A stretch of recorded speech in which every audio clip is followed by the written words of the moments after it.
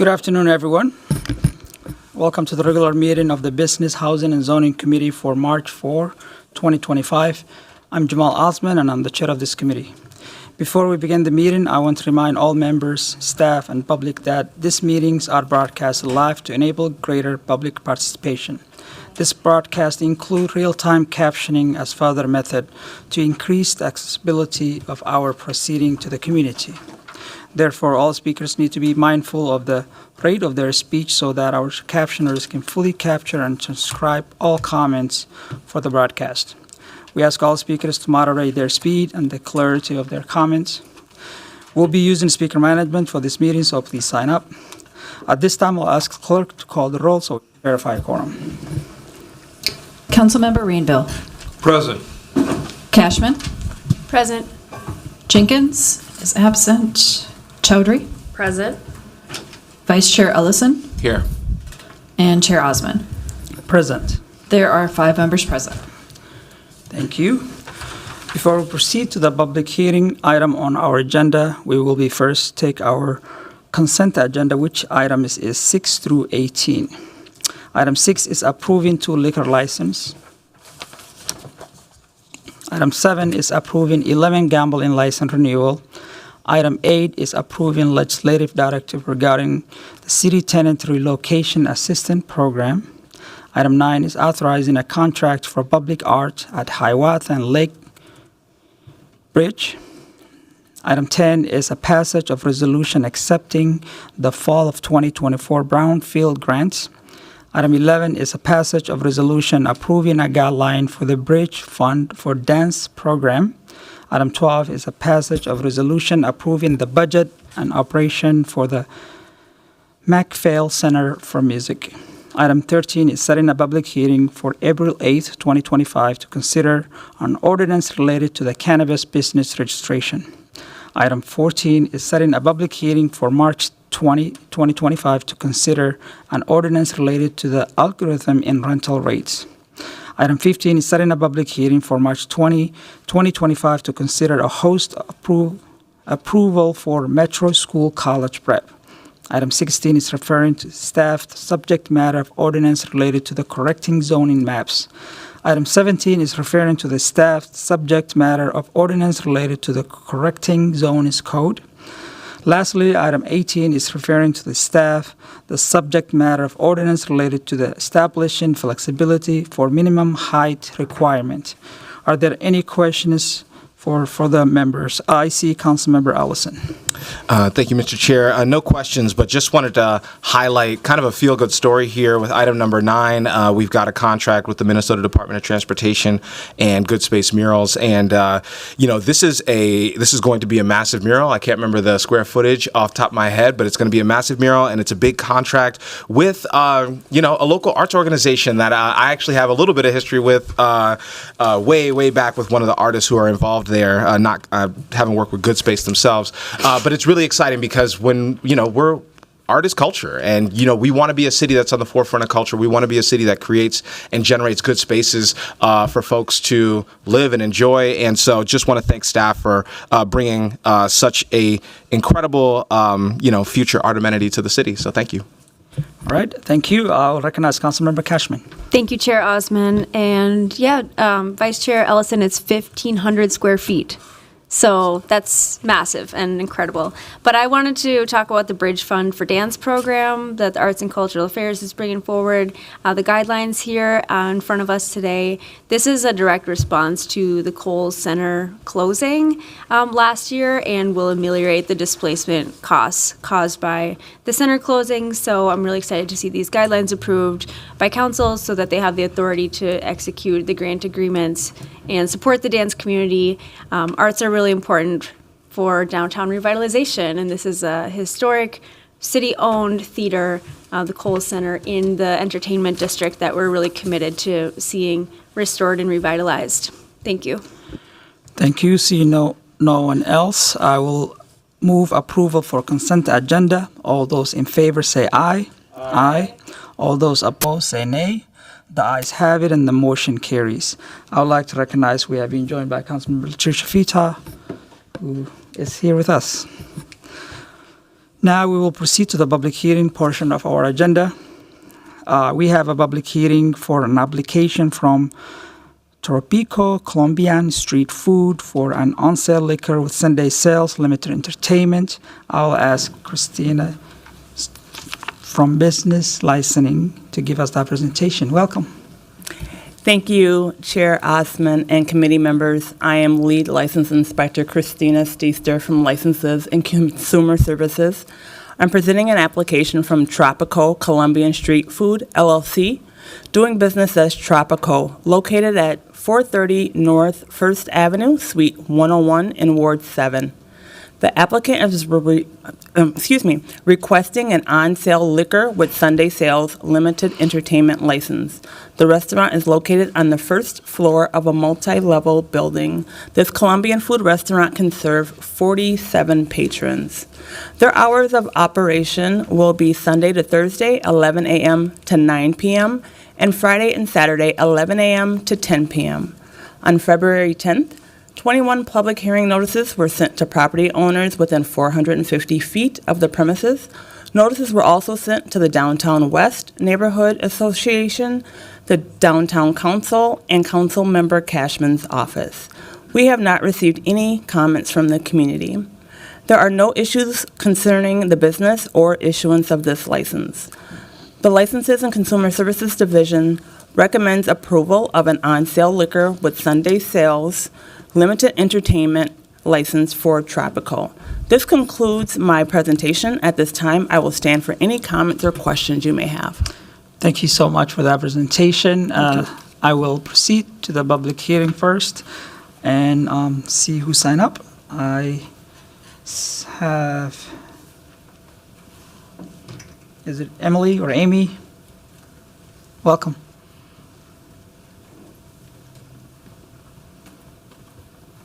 Hi, everybody. Yes, it's Amy Moraru. I'm on the honor of the Tropico. This is the first Colombian place in the Twin Cities. I'm really, really excited to be part of the Minneapolis downtown. So if you have any questions. Wonderful. Thank you so much for your testimony. I'll recognize Councilmember Katie Cashman. Thank you, Chair Osman. I just wanted to thank you so much for coming into the Warehouse District, for opening this women-owned Colombian restaurant. There's been so much good feedback already, and I think with the liquor license, you're going to be able to take that next step and reach a whole new clientele. This is in the Kickerneck building, which is doing big things, opening up an art gallery as well, and wanted to wish you all the best and thank you for bringing your vision to the 7th Ward. And with that, I'm happy to move approval of the item. Thank you. Are there anyone who would like to speak on this item? Seeing none, close the public hearing and see no one else. With Councilmember Cashman's motion to approve this item, all those in favor say aye. Aye. And those opposed say nay. The ayes have it and the motion carries. All right.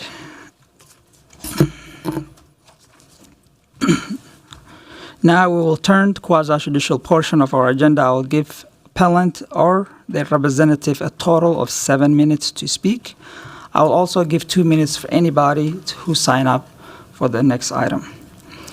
This item is a license hearing involving recommendation to impose an operating condition of 22 rental dwelling license held by Hussein Khan and Mir Ali for properties located in the city as described in the record.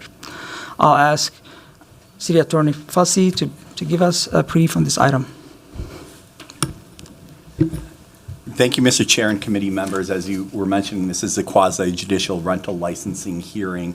Staff is present to speak to the record and the proposed findings and recommendation that have been developed in the matter. The licensees or the license holders have been notified of this hearing and their right to address the committee and have a representative do so. In this matter, the licensees were provided notice and an opportunity to contest the staff recommendation to impose conditions on their rental dwelling licenses through a hearing as provided in Section 244.1960 of the Code. The licensees did exercise that right to file an appeal of the recommendation, and the matter was heard before a city hearing officer who has provided his findings of fact, conclusions of law, and recommendation to this committee. which now has final authority to affirm, modify, or reverse the hearing officer's recommendation. The committee may hear argument from the license holders or their representative, but shall take no further evidence. I also wanted to be clear, as a quasi-judicial licensing hearing, this is not a public hearing, so it's only the parties to the matter that are permitted to address the committee. With that being said, I believe that my colleague, Mr. Joe Jensen from the City Attorney's Office, is here to present the city's position, and it would be appropriate to call on him to do so now. Yes, welcome.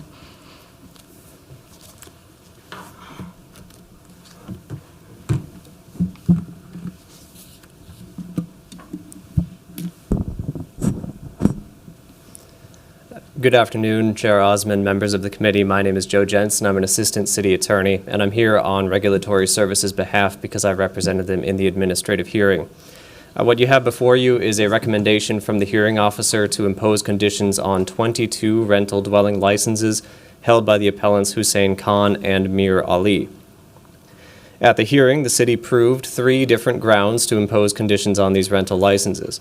First, that the appellants violated Section 244.1910, subsection 11A, which states in relevant part that there shall be no delinquent property taxes or assessments on the rental dwelling. The city proved at the hearing that the appellants owe at least $156,697.90 in delinquent taxes to Hennepin County, and Hussein Khan admitted on the stand to the same. Second, the city proved a violation of subsection 23, which reads in relevant part that the licensee shall not have any unpaid fines or fees owing to the city relating to their rental property. The city proved at the hearing that the appellants owe at least $18,037.91 to the city in unpaid administrative citations, reinspection fees, and nuisance or snow abatements. Lastly, the city proved proved good cause to impose conditions on these licenses, specifically on 9 separate bases. First, that the appellants have a substantial history of code violations at their properties, totaling 223 violations in 2 years.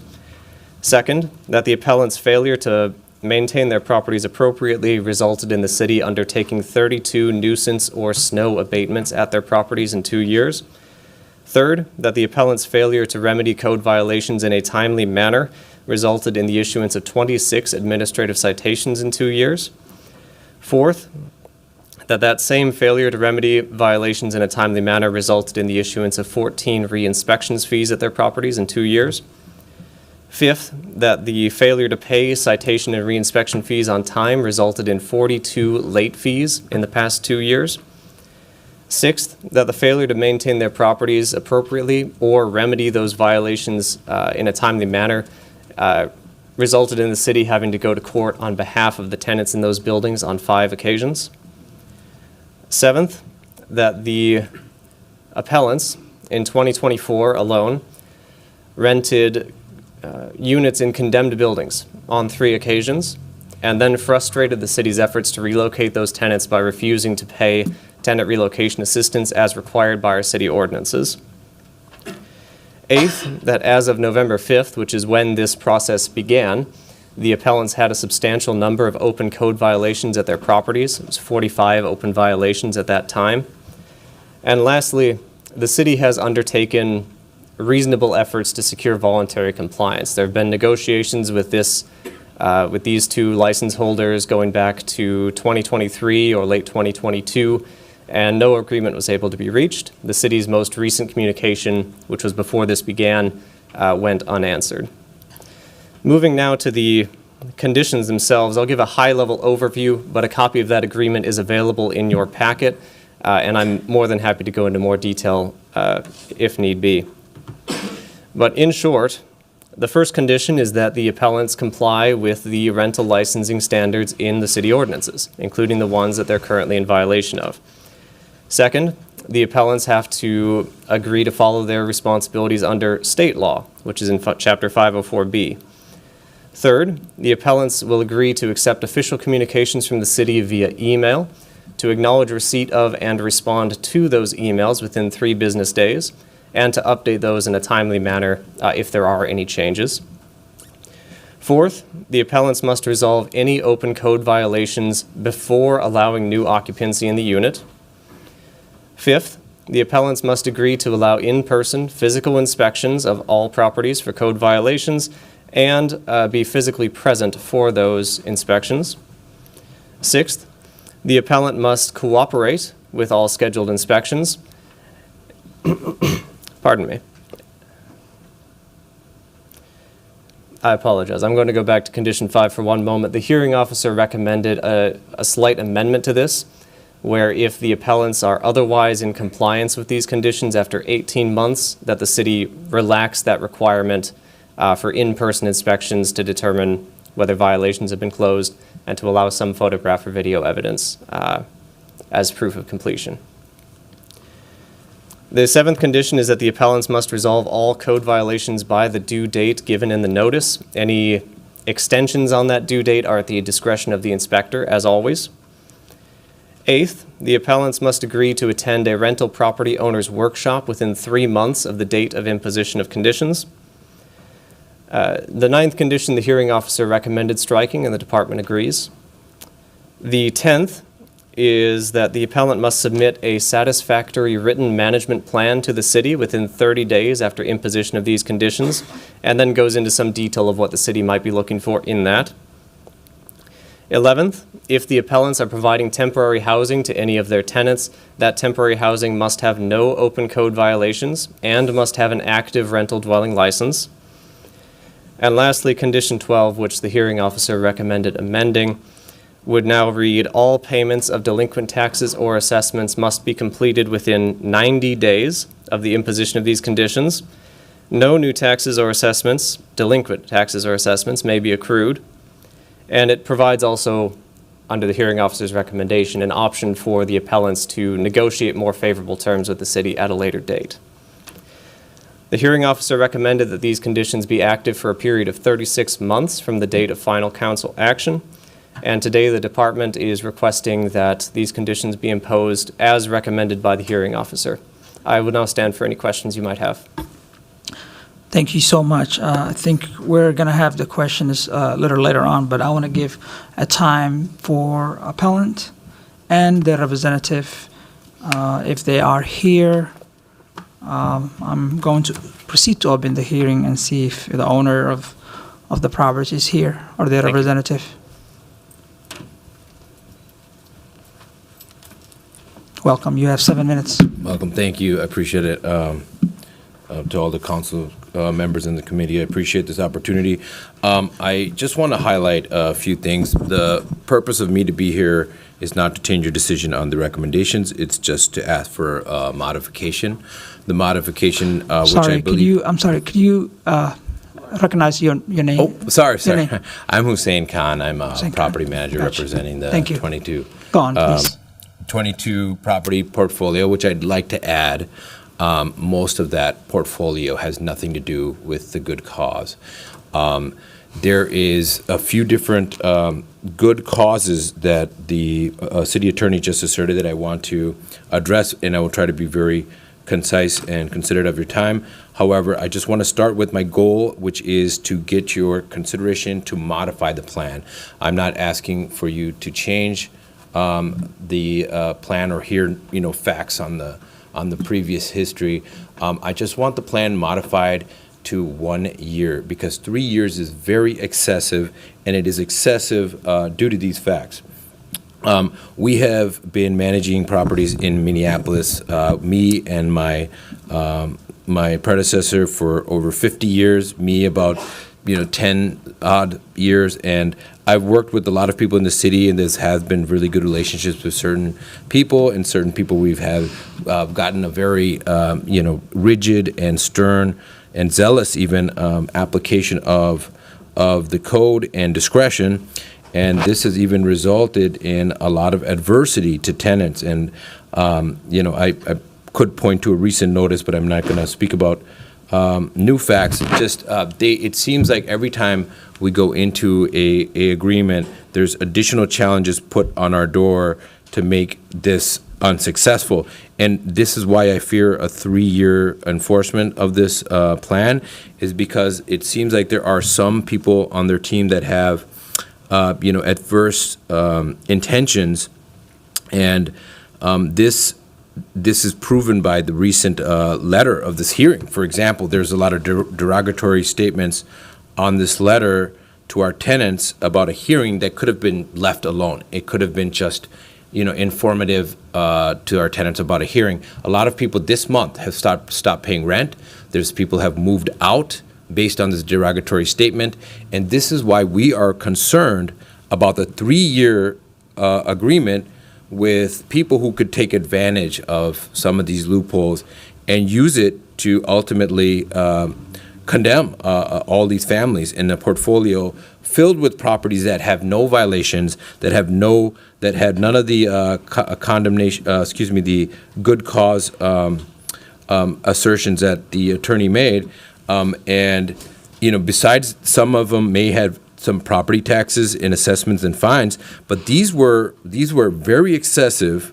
These were being put on. I mean, if I may correct the city attorney, it wasn't 3 condemnations, it was 2 condemnations that was asserted at the conditions hearing, and one of them was previously reversed by the city.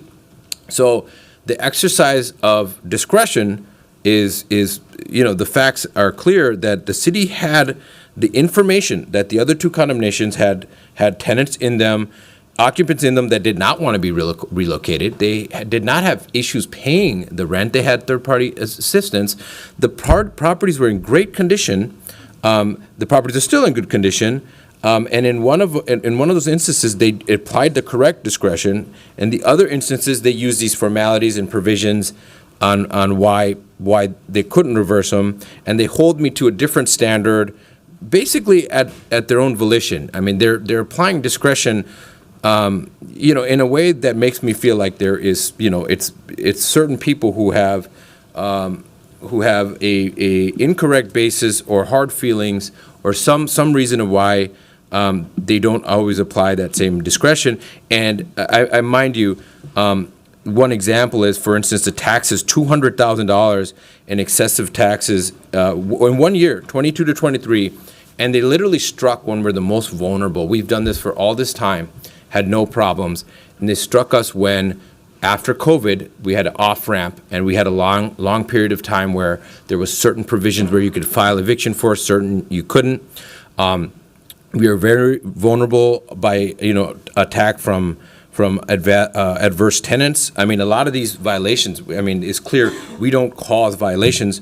Tenants, especially in certain areas, which I pointed out to in the hearing, there's a area on the north side that has been very stricken with crime in the recent year, and the police department, bless their heart, can only do so much. They've attempted to do what they can, but it's pretty clear amongst the public that the police department in the north side has not been able to have the resources to be able to attempt to correct the massive problem in the north side. And this is why I am pointing to the specific properties this is why I'm pointing to the recommendation to modify the plan to 1 year, is because we know that at this point it is very difficult to address some of those problems, just given the environment, given the crime, given the ability for the police to attend to these crimes.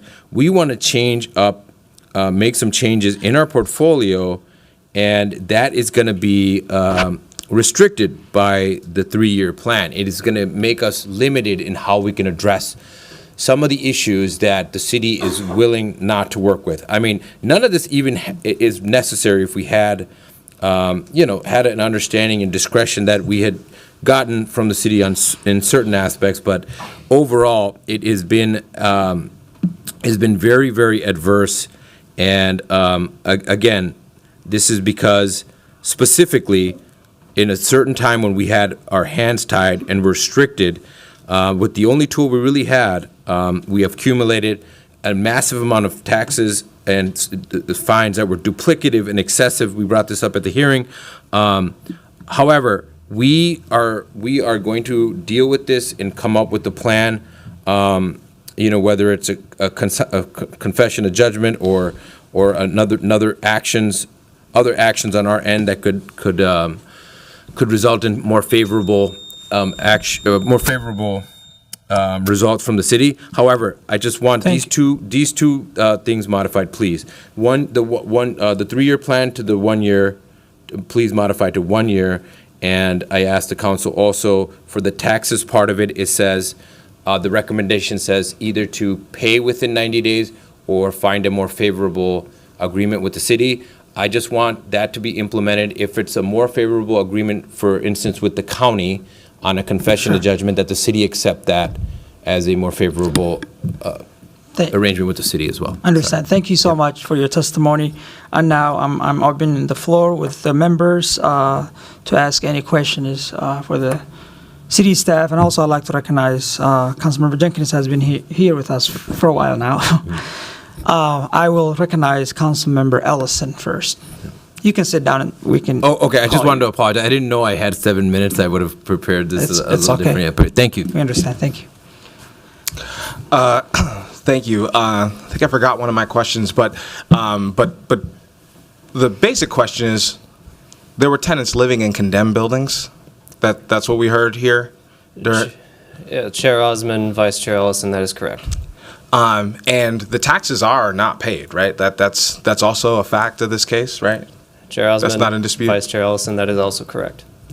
I'm looking at I've had a chance to look over the evidence, and now we've heard testimony here, and I can't think of one good reason. I mean, to me, these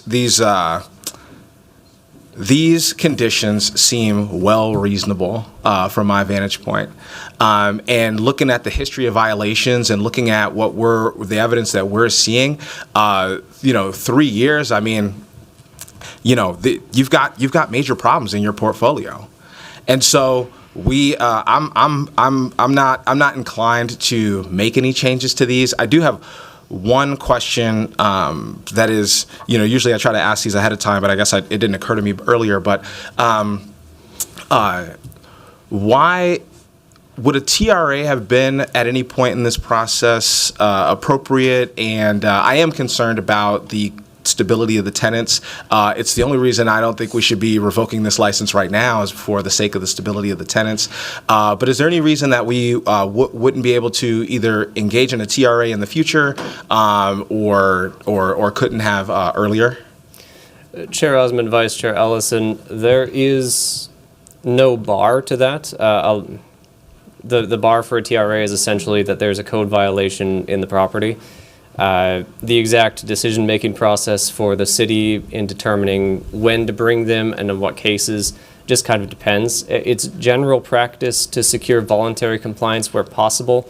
If there's conditions that are, we need to get in there right now and get this fixed, that would be more likely to result in a TRA. Okay. And if the applicant at any point fails these conditions and we feel like there's a chance that the tenants would face displacement, could we still sort of initiate a TRA at a future point? Are we restricted in any way moving forward? Chair Osman, Vice Chair Ellison, we would not be restricted in any way. Cool. Well, then I think this is all things considered, I think it's always really difficult when you're looking at the evidence that we're seeing. People deserve to be living with dignity in their housing, and that's a big part of what we cover here. And I know that that's been instilled in me since I've been on the council. So I don't know. I'm happy to continue discussion as well, but I will make a motion for us to follow staff's recommendation on this item and impose these conditions. Sure. Thank you. Thank you, staff. I have a question. The owner of the properties have said in his speech at the beginning that he kind of agree all the finding, but is requesting the length of the time from 3 years to 1 year. Can you talk about the importance of having 3 years and what is the recommendation behind having 3 years instead of 2? Of course, Chair Osman. In short, the reasoning is because of the history of this portfolio. We want to be able to monitor this over an extended period of time to make sure that these systematic violations that we've seen don't start happening again. And our concern is that if the period of time is only a year, we might get good behavior for a year only to slip back and then be in this exact same position 13 months from now. Very good. And can you touch a little bit about the taxes and working with the county, or what does that looks like, paying 90 days or so on? Of course, Chair Osman. I don't necessarily know what legal remedies the appellants might be seeking through Hennepin County or what negotiations they might be going through there. I can say that the city is ready and willing to discuss what a payment arrangement might look like that would be satisfactory to us. And if there is, for example, some form of court order or binding decision, Sure. We would definitely take that in very strong consideration. Thank you so much. I'll recognize Councilmember Chowdhury. Thank you, Mr. Chair. Thank you for your presentation. Just to clarify, are there code violations on all 22 of the rental dwellings? Chair Osman, Councilmember Chowdhury, there were violations on all except for 2 of the 22 rental licenses before you today. Thank you. And I know that the conditions, the 12 conditions are on all 22. Could you just kind of walk us through like the reasoning behind it? I can assume, but I don't want to assume. Of course, Chair Osman, Councilmember Chowdhury. The reason behind pursuing all 22 is because even though that specific good cause reason, the 223 violations, don't necessarily touch all the properties, the other violations do. Property taxes, for example, there's evidence of unpaid property taxes, delinquent property taxes on every single one of these 22 properties. So even if any individual good cause reason might not necessarily touch all 22, there is a basis here for imposition of conditions on all rental licenses. Mm-hmm. And are you able to detail any of the experiences of the tenants in these properties? Have people relocated? What have the conditions been for them? What have they been saying to the city of Minneapolis, just to get a better picture of the impact? Chair Osman, Councilmember Chowdhury, I don't think I can speak specifically to the tenants' experiences. Okay, but the city of Minneapolis has been interacting with the different tenants within these different rental dwellings? Chair Osman, Councilmember Chowdhury, that's correct. Okay. I don't have any other questions. I think the thing that feels very clear to me is with the level of code violations across so many properties and the delinquency to pay across all 22 dwellings, I also am in support of staff recommendation. I feel like 3 years is necessary. 1 year doesn't feel long enough in order to ensure this type of compliance, and we really have to be able to look out for the tenants and that live within these buildings. And I encourage the appellant to take some accountability here in this matter. I think that's really important because that's a part of changing this. This wouldn't be coming before us if there wasn't a level of wrongdoing. And at the end of the day, like, the city of Minneapolis serves as a regulatory body to represent our constituents and has made many attempts to work with the property owner. So I'll be supporting staff recommendation today and supporting the motion before us. All right, Councilmember Cashman. Thank you, Chair Osman. I was pretty shocked to hear all of the 9 good cause reasons that you detailed for imposing these conditions on the rental license. 223 code violations, 32 nuisance or snow abatements. Failure to remedy the code violations has resulted in 26 administrative citations in the past 2 years. 14 reinspection fees in the past few years. The list goes on and on. That's only the first few bullet points. Like, the immense cost to the city of Minneapolis taxpayers just to deal with this is pretty immense. And the fact that it's gone this far, that you have to come in front of the council after a series of appeals, it just shows that, like, renters' rights and this type of work that the city is doing is important. And renters deserve to have these mechanisms to have their landlords accountable to the rules that we put in place. So I'm more than happy to support the staff recommendation to put the rental license conditions today. I think the record just speaks for itself of negligence, and our city residents deserve better. All right, thank you so much. Thank you. Seeing no one else to speak, with Councilmember Allison's motion, all those in favor say aye. Aye. And those opposed say nay. The ayes have it, and the motion carries. All right, we are moving to the next. Next, we have a variance appeal submitted by Catherine Hill for the property located at 401 33rd Avenue North. This appeal comes from a decision of the Zoning Board of Adjustment. I'll ask Nicholas or City Attorney Falsey to briefly speak on this item. Thank you. Mr. Chair and committee members, the next couple items are zoning and planning variance appeals, and staff is here to present the matter, and I think it would be appropriate to call upon them now. Welcome. Chair Osman, committee members, I'm Nicholas Ouellette, a city planner with CPED Zoning Administration. Before you today is an appeal of the decision of the Zoning Board of Adjustment denying 4 variances to lawfully establish and retain existing improvements at the subject property of 401 33rd Avenue North. The subject site is a 3,553 square foot corner parcel at 4th Street North and 33rd Avenue North. The site is zoned Urban Neighborhood 1 and Interior 1 built form overlay districts, and there is an existing two-story two-family dwelling on the property. Zoning enforcement visited the property in July of 2024 and identified several code violations related to improvements the property owner had made to the site. The applicant decided to pursue variances to lawfully establish and retain the non-compliant improvements to the site.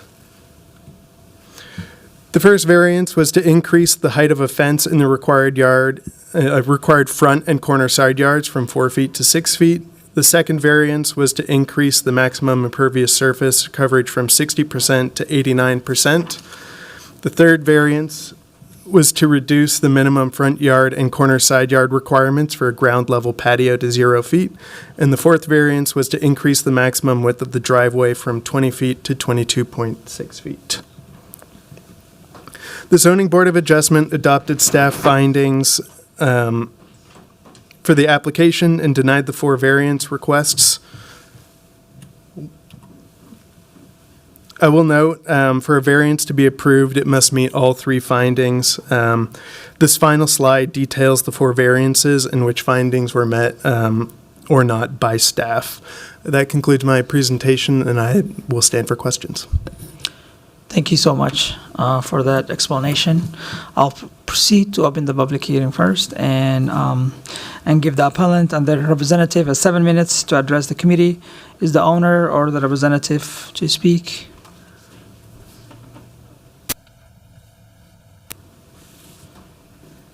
Hello, Hi, welcome.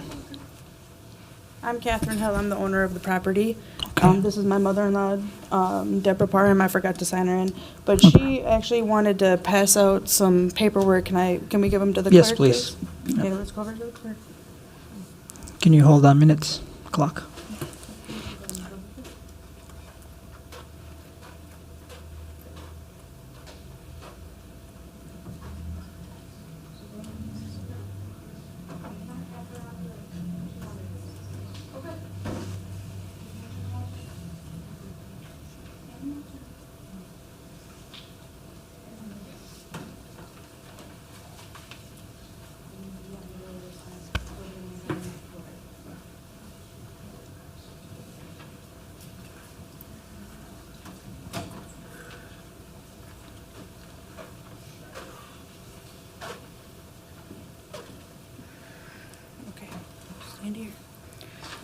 Okay, so yeah, I'm the owner of 401 33rd Avenue North.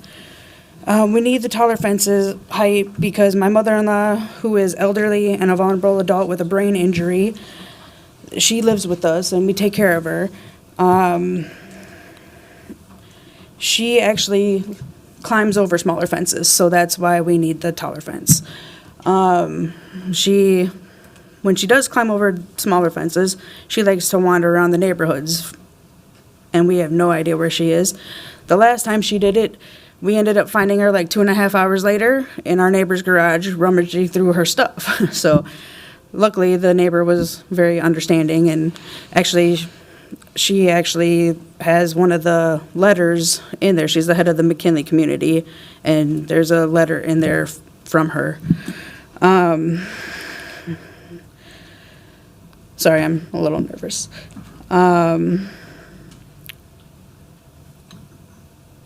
So that's why we need the higher fence, is for her safety and to make sure she doesn't roam around the neighborhood by herself. We also need the porch on the 33rd Street side to be there. That's her porch. She uses this walker, she also uses a scooter, and if we have to remove that and put grass there, she can't push her walker or use her scooter in the grass. So that's why we need the porch there for her to be able to maneuver around. It's level, it's not a trip hazard or anything. She is a fall risk, so that's why she needs that service there. Everything that we've done to the property has been for her safety and also to help the quality of life be better for her.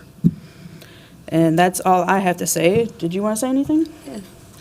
Okay, come up. Her name is Deborah Parham. Okay. Hello. Hello. I've been in a lot of injuries. I went to shock treatment so I could talk better. Take your time. I have my stuff on and stuff like What that. did you want to say? Shock treatment has helped me a lot. What do you want to say about the property, Debbie? The property is nice and big. And I need that. Don't get loud. I'm sorry, she's been really upset about all this. Is there anything else you want to say? No. You want to sit down? Okay.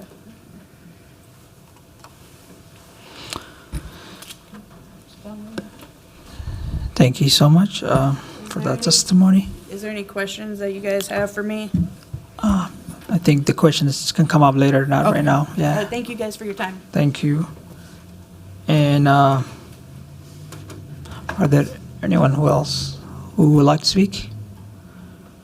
All right, seeing no one else speak, I'll close the hearing and recognize Councilmember Allison, who doesn't have a sign-up sheet, but he did talk to me. I was gonna. I will defer to your seniority, Councilmember Ellison. I appreciate that. You know, I'm doing the old school tax. First off, I want to thank you all for coming down to council to testify in front of us today. You know, these issues are always complicated sometimes for reasons that are broader. We got to think about the broader implications of every single variance and thing that we allow. And I think that there's a pathway for us here. I think there's a pathway for you all here. And some of it will involve, I think, these variances, but I think some of them are better suited for different bureaucratic tools. But I'll explain what I mean in a second. If my colleagues, I would definitely want to hear what my colleagues have to say, but I would like to make a motion and kind of take these items up one by one as we go through the four. I think that there's a way for us to get this. So for the first item, for the increased fence height, there are other administrative tools that staff can use to support us getting from point A to point B on the fence. And so what I want to do here today is deny the increased height in variance form, but I want to direct you all to continue working with staff who are prepared to do so on a different pathway towards figuring out what we do about the fence, so that we're really addressing your specific need and not sort of accidentally making a rule for the whole city. But I do think that that's really important, and so that sort of will be the two-parter there, which we deny it here, but again, working with staff to generate a different administrative fix on the fence height. For the increased impervious surface coverage, I know that you guys have sort of a difficult lot size. That's what we've been briefed on. That's what the evidence says, and so. I do want to make sure that we can put you in a better position to work with the property that you have. And so I'm going to grant that with a maximum coverage of 75%. Again, staff can work with you all on how to achieve that. I know that's less than what you have, but it's a lot more than what we would typically allow. And so that would be the motion that I would make on that second one. And then I think we can. I think we because of the lot size, we can grant item 3, or we can sort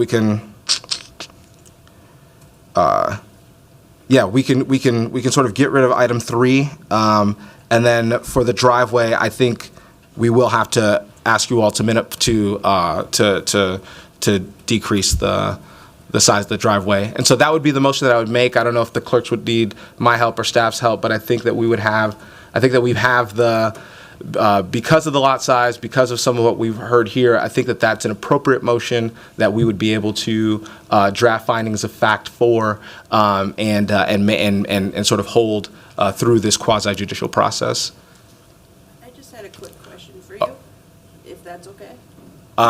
We typically don't take questions in this manner, but I can circle back and meet with you right after council. Okay, that sounds good. Thank you. Okay. Yes, City Attorney, please.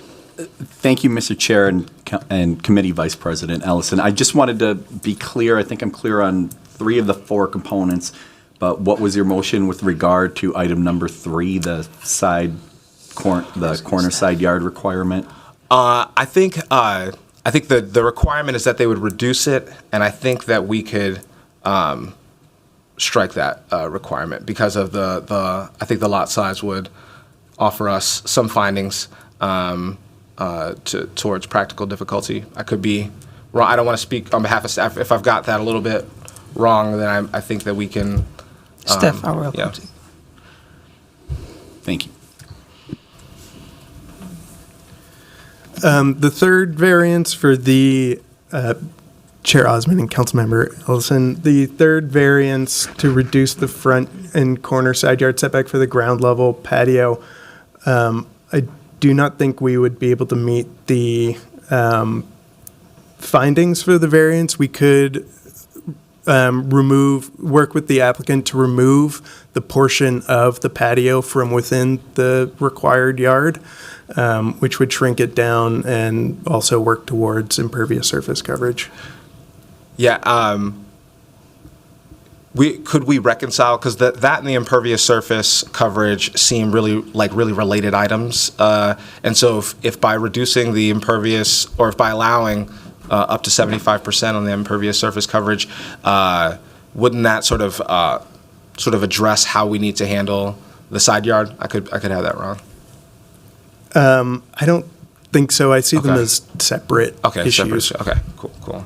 We have. Hi, Brad Ellis, Manager of Zoning Administration and Enforcement. Chair Osmond, Councilmember Ellison. I just kind of want to clarify. Yeah, I mean, I guess what we're looking for item number 3 is just a yes or no. I mean, if we're going to approve it, just whatever findings we would need to do, that would kind of change some of the requirements around what could be allowed on the site. If it is denied, they would need to remove any portion of it that would be beyond 50 square feet in that required yard. That would, of course, help them get to the impervious surface numbers we're looking at. But it changes the flexibility we would have. If it's granted, then maybe they could take parts of impervious surface from another location and what have you. Okay, got it. I think I understand it now. So it's not that they would have to remove the entire thing, but they'd have to remove enough to comply with the impervious surface requirement. That is correct. Got it. So I will I'll actually move so that we do deny that variance as well. But again, to work with staff so that they can maintain as much of it as they are hoping to maintain of it. Thank you. Councilmember Rainville. So I would like to visit your motion on reducing the front and corner side yards, Councilmember Ellison. But first, I want to speak to the family and thank you for coming down today. This is not easy. And thank you for the love you're showing for your relative. I'm going to vote to, I think we should give you all these variances. But Councilmember Ellison does have more experience than I do on this. And what he is saying is keep working with us. We're going to help you. We're going to get you there and keep everybody safe. So just be patient with our bureaucracy that is the city. But Councilmember Ellison, and again, you know more than I do, but wouldn't it be better to just grant the variance on the reduced front and corner side yards, just to get that out of the way and give staff clear direction? To grant the appeal? Yes. For number 3? For number 3.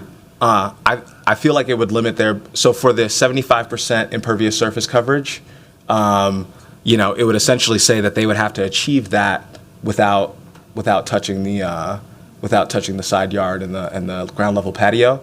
And so I think by denying it, we give staff's flexibility in supporting the applicant in how they get to that 75% impervious surface coverage. And again, that impervious if maybe I'm explaining that wrong, staff can come up. But if that impervious surface coverage is still greater than what we would typically allow. And so I think, denying it is not saying that they have to get rid of the entire ground level patio, but if we don't grant it, then we might really put the applicant and staff in a difficult position when it comes to achieving that 75%. Okay, Mr. Ellis, what do you think? Committee, I guess the real concern here is, I'm not concerned, but if that item is denied, then we will have to remove all but maybe 50 square feet of the patio in that required yard. That automatically allows for some of that reduction in impervious surface requirement. If granted, that gives more flexibility, assuming we're still at the 75% and not the full amount. That would give more flexibility. They could keep maybe more of the patio and then remove from another area that they saw fit if item 3 were granted. Okay, got it. Yeah, sorry, misunderstanding. Thank you, Councilmember Rainville. So I will amend my motion to grant number 3 then. Sure. So. Thank you. Thank you. Councilmember Cashman. Thank you, Chair. Yes, I see a strong case here for granting the first 3 and not the 4th. So I just want to understand, Councilmember Ellison, if that is the motion that's before us here. I'm denying the first one, the increase of the height of the fence height, because there's a different.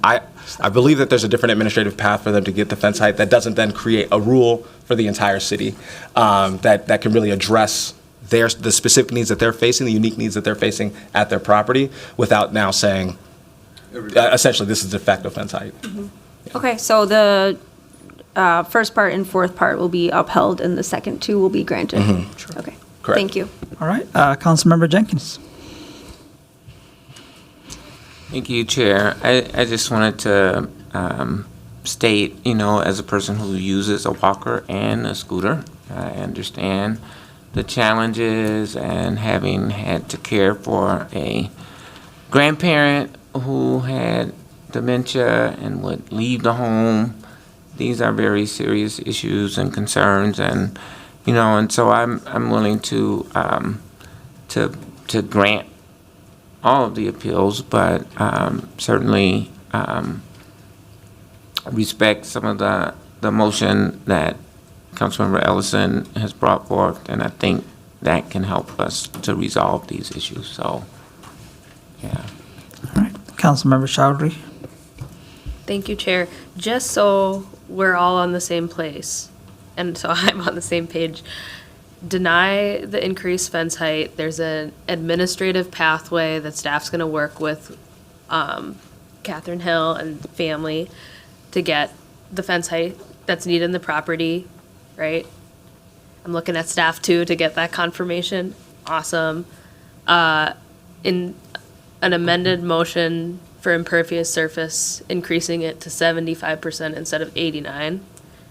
We're granting the reduced front corner side yard setbacks, and then we're denying the increased driveway width. That's the 3 or 4 before us? Yes. Wonderful. Okay.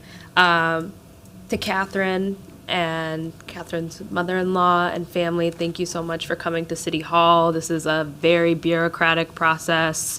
You're having us just kind of go back and forth before you with our attorneys and staff, and I know that what you're going through is deeply emotional. I could hear it in your testimony. So just appreciate you bearing with us, and thank you for sending us the emails that you've been sending us and writing everything out. You spent a lot of time on that. I want to let you know your email didn't just like sit in my inbox and just was in a black box. Like, I read them. And just thank you for spending the time to lay that out and like taking time out of your day. We want to be able to help you. We want to be able to help figure this out. It sounds like that we have a really strong pathway to get you what you need. And just thank you to our city staff, and thank you, Councilmember Ellison, for working so diligently on these. Wonderful. Seeing no further discussion, with the Councilmember Ellison's motion that we all understand, all those in favor of that motion, say aye. Aye. And those who are Mr. against? Chair? Yes. I would just finally, on this matter, to close the loop, I would ask that a motion be made to direct staff to create findings reflecting the motion that just passed. Sure. And all those nay, say nay. See none. Also, I will direct the staff to find the finding of that motion. And that motion carries. Next is another variance appeal hearing submitted by Charvan on behalf of NLP Minneapolis Propco for property located at 4011 Washington North. This appeal comes from a decision of the City Planning Commission. I'll ask Hilary Dvorak or City Attorney Pazzi to briefly speak on that item. Welcome. Mr. Chair, committee members, yes, I believe that Mr. Dvorak is ready to present. Hi, welcome. Please go ahead. Hi, good afternoon, Chair Osman, council members. I'm Hilary Dvorak. I'm Principal City Planner in the Land Use Design and Preservation section of CPED, the Planning Division of CPED, I should clarify. I am here presenting an appeal of the decision of the City Planning Commission from their February 10th public hearing to deny a variance to allow a sign on a non-primary building wall for the property located at 411 Washington Avenue North. The property is irregularly shaped and has 2 buildings on it, the 411 Washington Avenue North building and the Steelman Exchange building with an address of 241 Fifth Avenue North. The buildings are connected to one another via a skyway. I do want to just point out on the aerial overhead, or the map, excuse me, on your screen that this red outline is the shape of the property, and you can see that it is irregular in shape.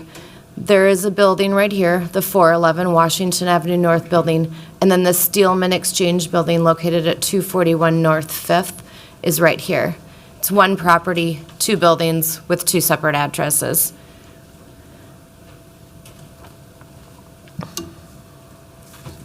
The property located on the corner of Washington Avenue North and 5th Avenue North is owned by another entity and is used for self-service storage. So that is the building in the corner of 5th and Washington.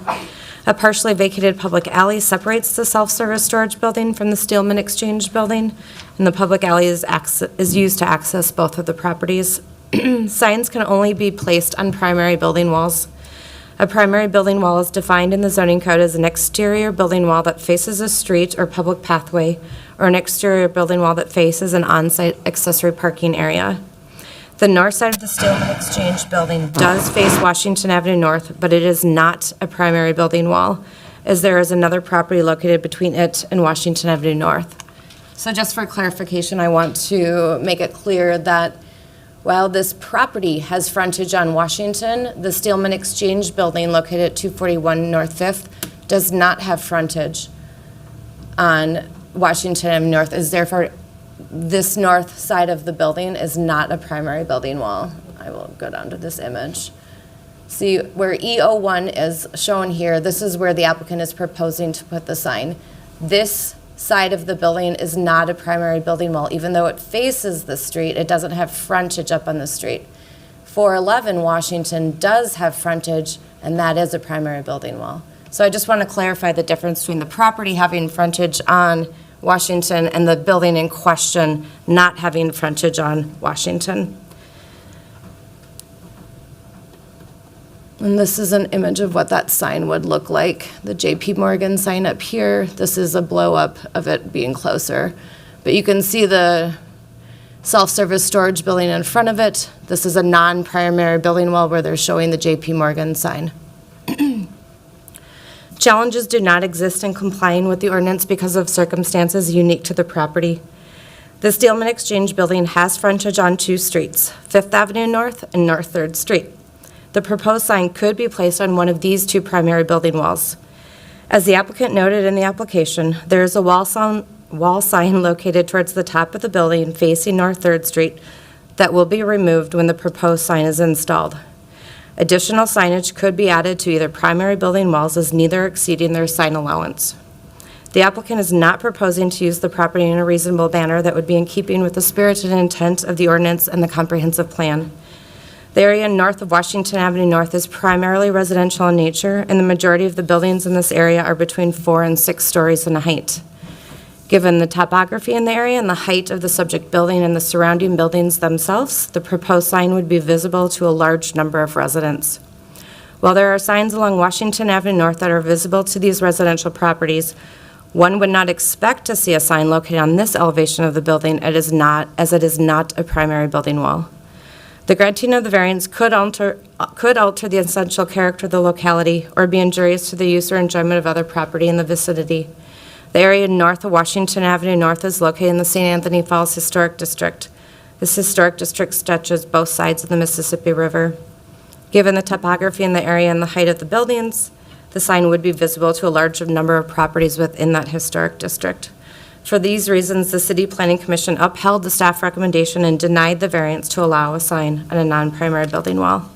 This concludes my presentation. I will stand for any questions. Thank you so much for that presentation. We're going to have the questions for later. Okay. First, I'm going to proceed to open the public hearing. And call, I can't read that. Trevor? Thank you. Welcome. Good afternoon, Council. We've prepared a PowerPoint, so I'm just going to pull that up quick. Yep, you have 7 minutes.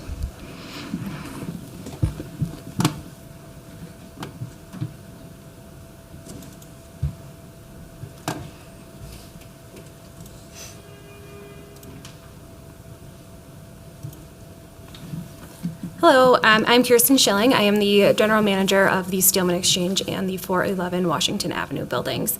The Steelman Exchange building is part of a 2-building unit that sits on one tax parcel that fronts Washington Avenue. The Exchange building itself was built on a previously used surface lot for the 411 building. This building was built in 2019. It is comprised of 5 public parking floors. The public parking is accessed through 3rd Street North, and 2 private levels, which is accessed through the alleyway between the 2 buildings. I think, Trevor, if you can point that out there. And then above that, we have 7 floors of Class A office space, 64% of which are leased, and 75,000 square feet left to lease. Our newest tenant, JP Morgan, is bringing in lots of client traffic into our building and into the North Loop neighborhood. And then I will let JP Morgan actually speak to why they chose this location. Good afternoon, everybody. Thank you so much for having us. My name is Pilaro Pedesano, and I lead a portion of the JP Morgan business here locally.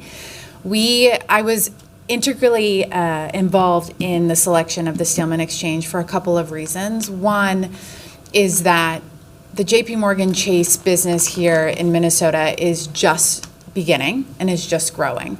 Part of when a business comes in, the biggest issue sometimes is brand awareness. And so just letting people know that we are here. So we wanted to be in a up-and-coming area that is full of energy and full of individuals and people. And so we made the decision to move to the Steelman, and we're absolutely thrilled. We'll be having about 150 employees that will eventually be joining us there, in addition to a tremendous number of clients that will be coming because we will have a large client center there. We'll be using a lot of the restaurants around for lunches and breakfasts and whatnot. But a big part of that is the client experience. And so the ability to be able to navigate and find us there is really important. And so being able to see us on Washington Avenue is incredibly important. We have a lot of clients that are a little bit older that have a harder time navigating. And so we would really appreciate the consideration. But we're really, really thrilled to be there, and we're really excited to be part of the community. We know that, the whole team is really excited. So thank you.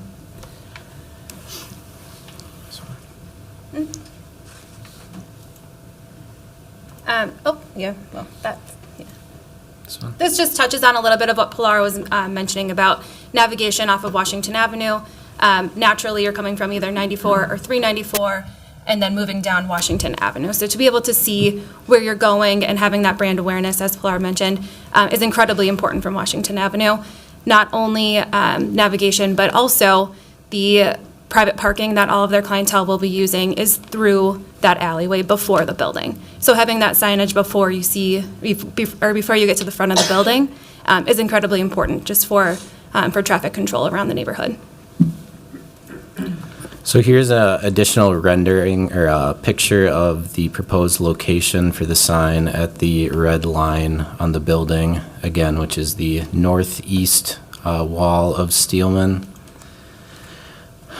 This is the scaled version of the signage on that wall. You can see here Steelman being a fairly large building. The sign would take up less than 1% of the wall area. The bottom left corner is the parking garage entrance where JP Morgan and their public clients will enter their parking.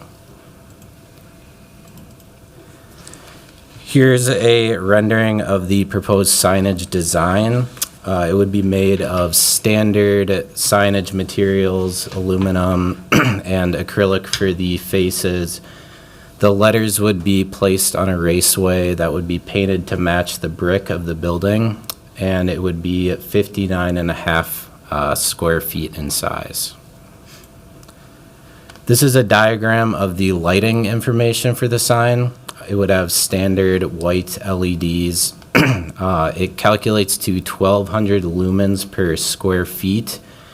Did not find any specific lighting information in the city code other than digital displays, which are limited to 500 nits.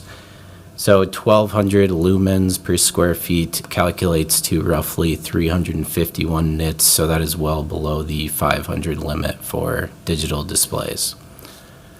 JP Morgan is willing to compromise on the illuminated hours after sunset if the variance is granted. So I brought with me a cutout of the J for the signage, which would be 29 inches tall. The photo here is displaying that J from 110 yards away, and the closest residential building across Washington is 160 yards. The CUP for height was granted city approval, meeting all findings. And just to reiterate, this sign would be well within the regulated sizing. This wall would allow for 300 square feet of signage. Being our sign at 59.5, this would be about 20% of that allowable signage. And I just want to also point out again, this building is placed on a parcel with two separate buildings. It does operate as one unit. The Skyway that Hillary mentioned connects the two buildings, not just physically, but mechanically. So to actually separate those systems, it would be economically infeasible, upwards of $1 million to separate them. And so because of that, we do see this two buildings as one unit with the primary building wall being on Washington Avenue. And then again, the client wayfinding on Washington Avenue is incredibly important to JP Morgan and their clientele. And that's the end of our presentation. Okay, thank you so much for your testimony. I will open the floor for anyone who would like to speak.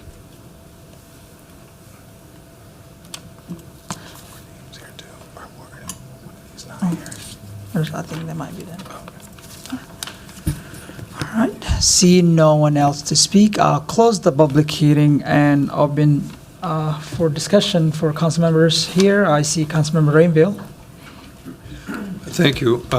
And thank you, Ms. Dvorak, for coming with the presentation. I did serve on the Planning Commission for a while, and I'm always impressed at the thoroughness that the staff provides.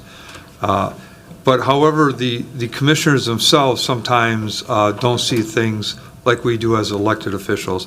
I do think that there are circumstances that are unique to this property. I went to the neighborhood group meeting where we thoroughly discussed this, and the neighborhood group also supports this. And think about what we have before us. We have a company. Let's start with the company who built that building on an empty lot. They enclosed the parking like we've asked. So they took a surface parking lot. They built a very fine building, and now they're trying to fill it up. So to welcome 150 employees, a company with 150 employees, that's what we should be doing as a city, welcoming, trying to help this company be successful. As we can see, the signage is minuscule and will not, again, interfere with the residents. I listened very thoroughly. The residents want this to happen. I would like my colleagues to vote with me on granting this appeal. Thank you. I will. Before I recognize Councilmember Cashman, I would say this is quasi-judicial, so just stay in the fact and what's in front of us also will be super helpful. Councilmember Cashman. Thank you, Chair Osman.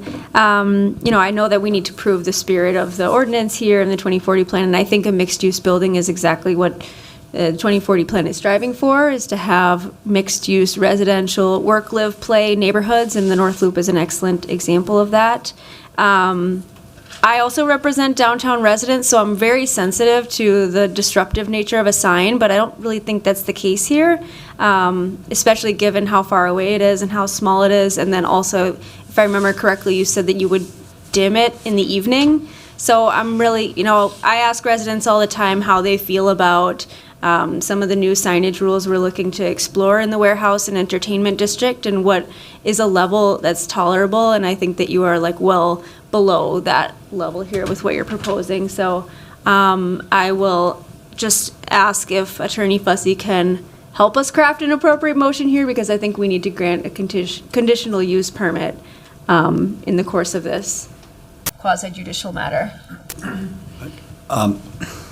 Mr. Chair and committee members, the conditional use permit was decided at the underlying body. It's only the variance that is before this body.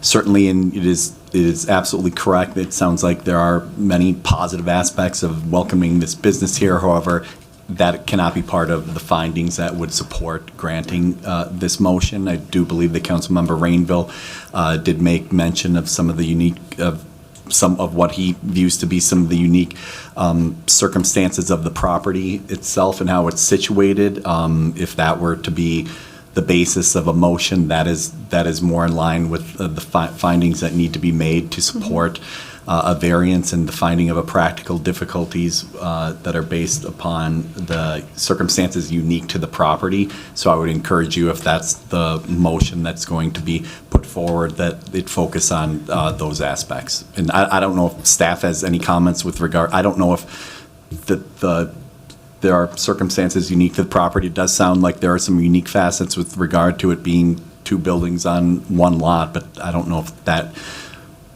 is super unique downtown. So I would encourage you to focus on the findings as they are laid out and focus on establishing that there are practical difficulties with regard to circumstances unique to the property. City staff. Yes. Chair Asman, council members, Our zoning code is moving in a direction where we do allow more than one building on many lots throughout the city.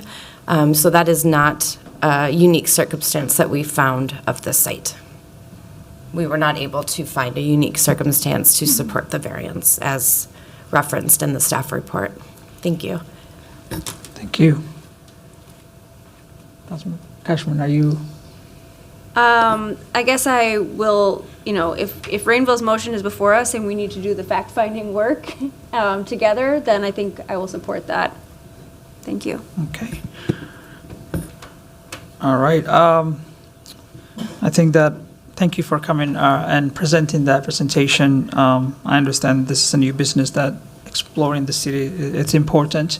But I think what the staff mentioned was that the 3rd and 5th Avenue or 5th Street they have the option to put the sign on those 2 streets.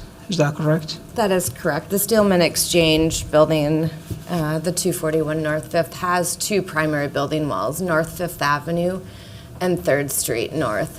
Currently, the Calibria sign is on the 3rd Street North elevation, and in the application packet, that sign is coming down as part of this.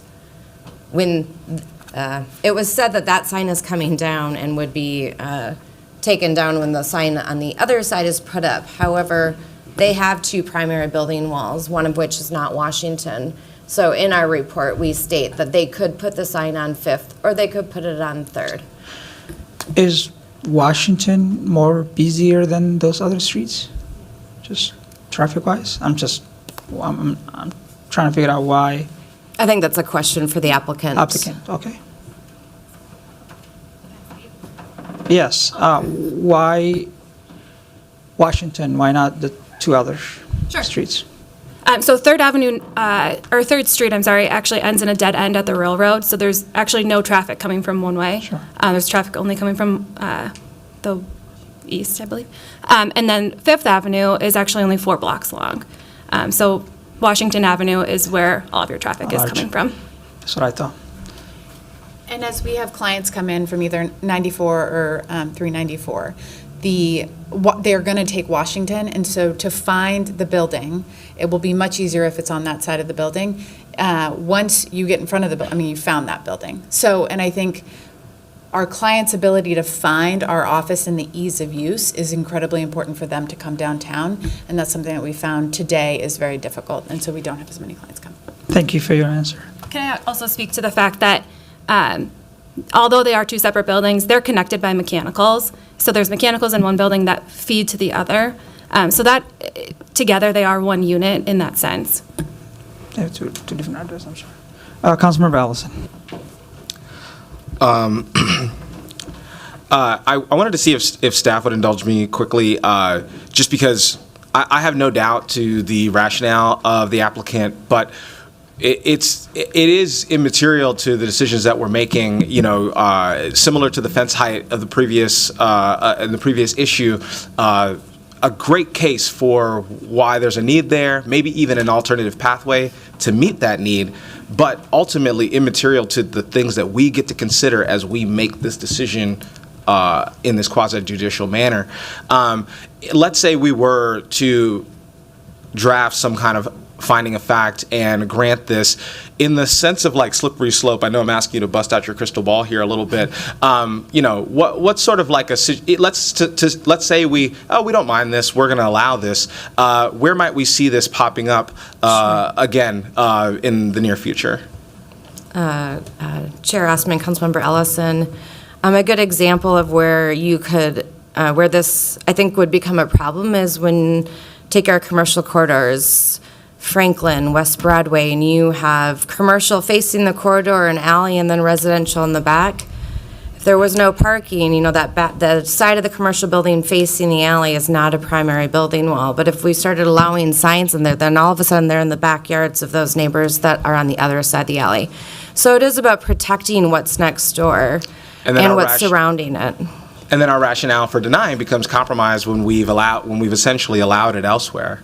And so I think that those are the that's the way I'm thinking about this issue, because ultimately I look at this one building and I look at this one sign and I look at this one set of circumstances, and I probably come to the conclusion that I don't really mind that much. But then I think about all the situations in which I would really mind, in which residents would really mind, and when I would want to be in a position where I can say no and stand firmly on that decision and not have us face litigation and say, oh, well, you gave it to JP Morgan and so now you got to give it to us. I don't want to put us in that position. And so, to me, I think that there are you've got a very responsive downtown council members. You've got, I think, staff willing to be responsive, and I think that if there are alternative pathways towards wayfinding, I think that I'm really open to figuring out what that looks like. But when I look at the circumstances that are right in front of us, I think the only way that we grant this is to essentially send a message, again, not you all's fault, but would be our fault, to send a message to say, hey, look,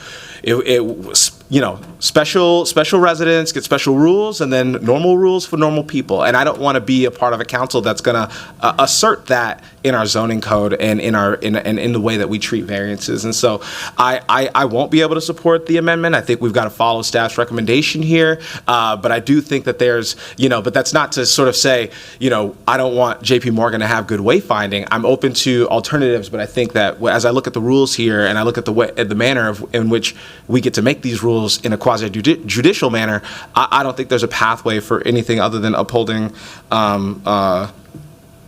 staff's recommendation. Thank you. I'll recognize Councilmember Chowdhury.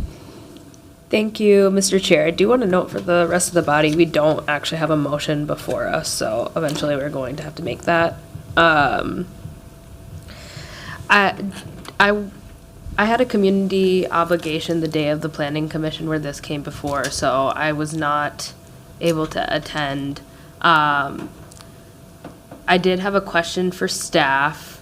Is the main issue in terms of the signage the fact that it's on a non-primary building wall? And if it was on a primary building wall, would this be a different case? Yes, yes. The whole issue before you is this sign is being requested to be placed on a non-primary building wall, which the zoning code does not allow. And if it was placed on either 5th Avenue or 3rd Street, there would be no variance because it would be on a primary building wall. And so it would be allowed as of right on those two sides of the building. Thank you. And then I guess that's a question for the applicant. Have you considered putting it on a primary building wall instead of the non-primary building wall? It seems that would fulfill your wayfinding issues. Yeah, we have considered. So, as I said before, the wayfinding is from Washington Avenue. It's not from 5th Avenue and it's not from 3rd Street, especially when you've got clients parking before you get to the building on 5th Avenue. You need the signage on the side of the building. As you can see here, the building is, if you're coming from Washington, you're coming in here to park, and so you're not going to see the front of the building. And then also, to your point on the 3rd Street side, that ends in a dead end. There's no wayfinding available there, really. And to the point of there being a tenant sign there now and that coming down, yes, but we have 75,000 square feet to lease, and that becomes a bargaining chip in our leasing. And so to get another company like JP Morgan down here, we do need that signage available for them. Thank you.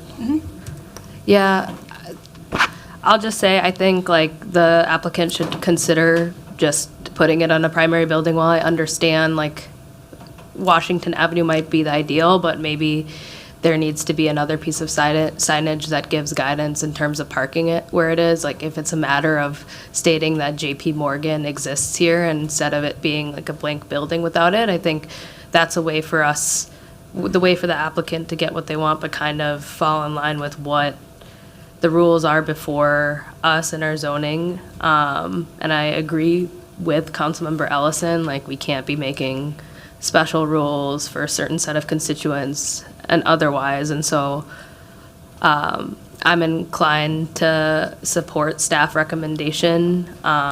If my colleagues have a way of having findings of fact for full council, I'm always open to have that discussion, but I'll make the formal motion to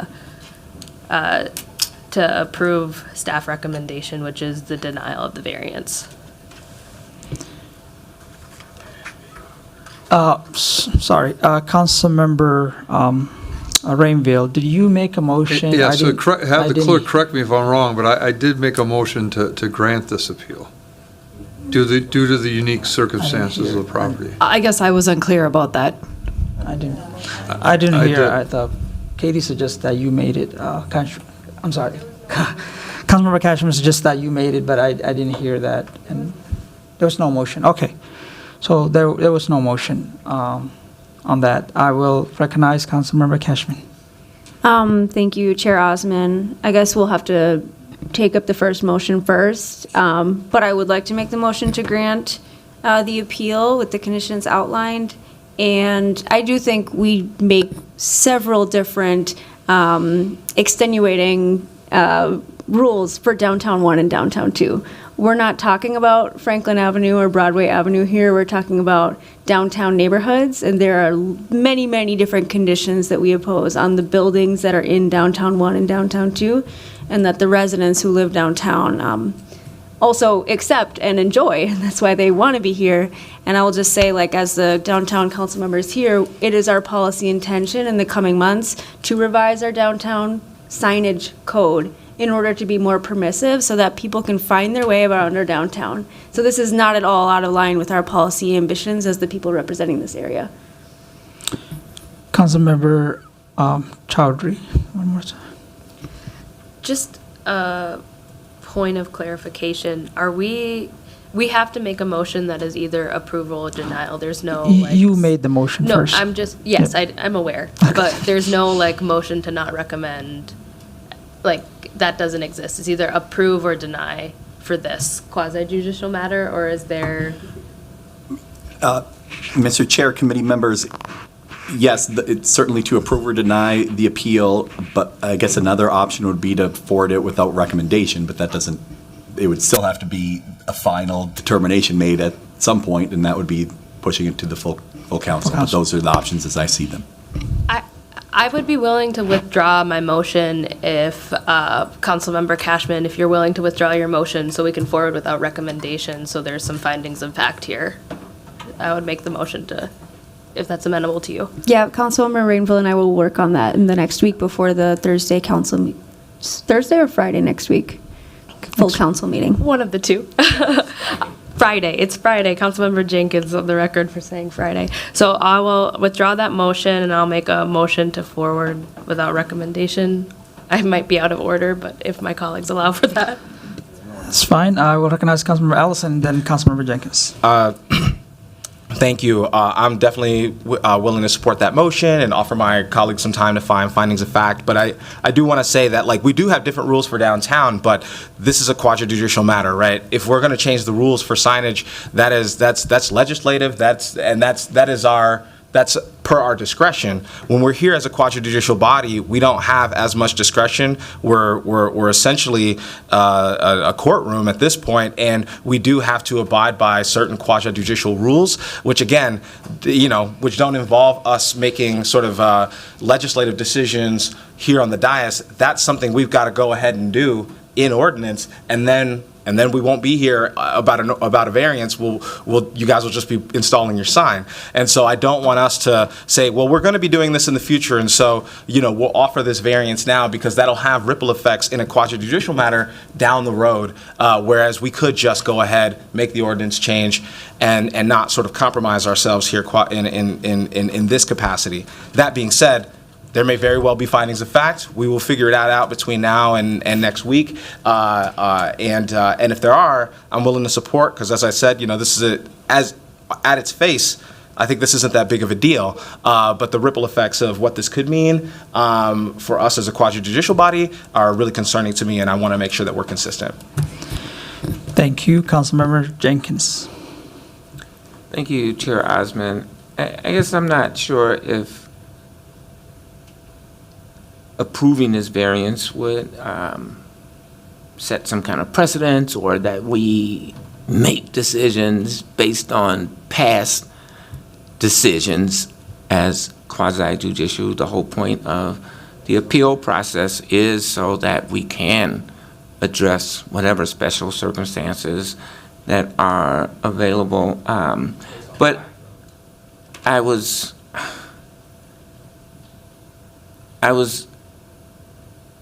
persuaded by council member, oh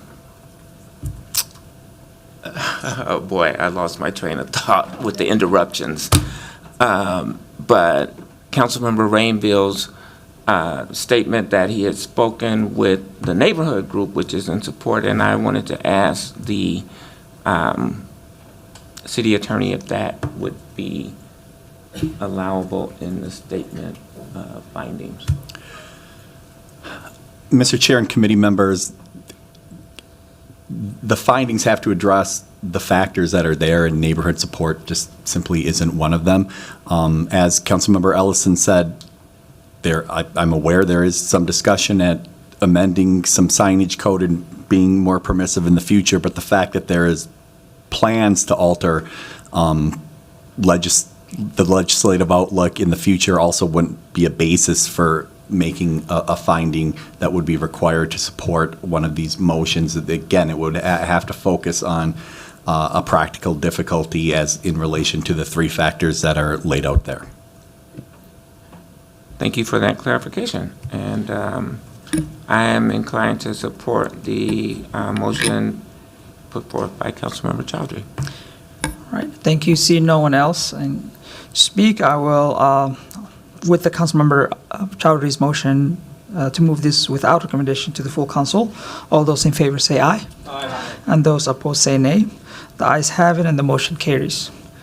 All right, our last item is hearing regarding demolition of historic resource appeal submitted by Joel Albers for property located at 3501 Hiawatha. This appeal comes from the decision of Heritage Preservation Commission. I'll ask Irene K.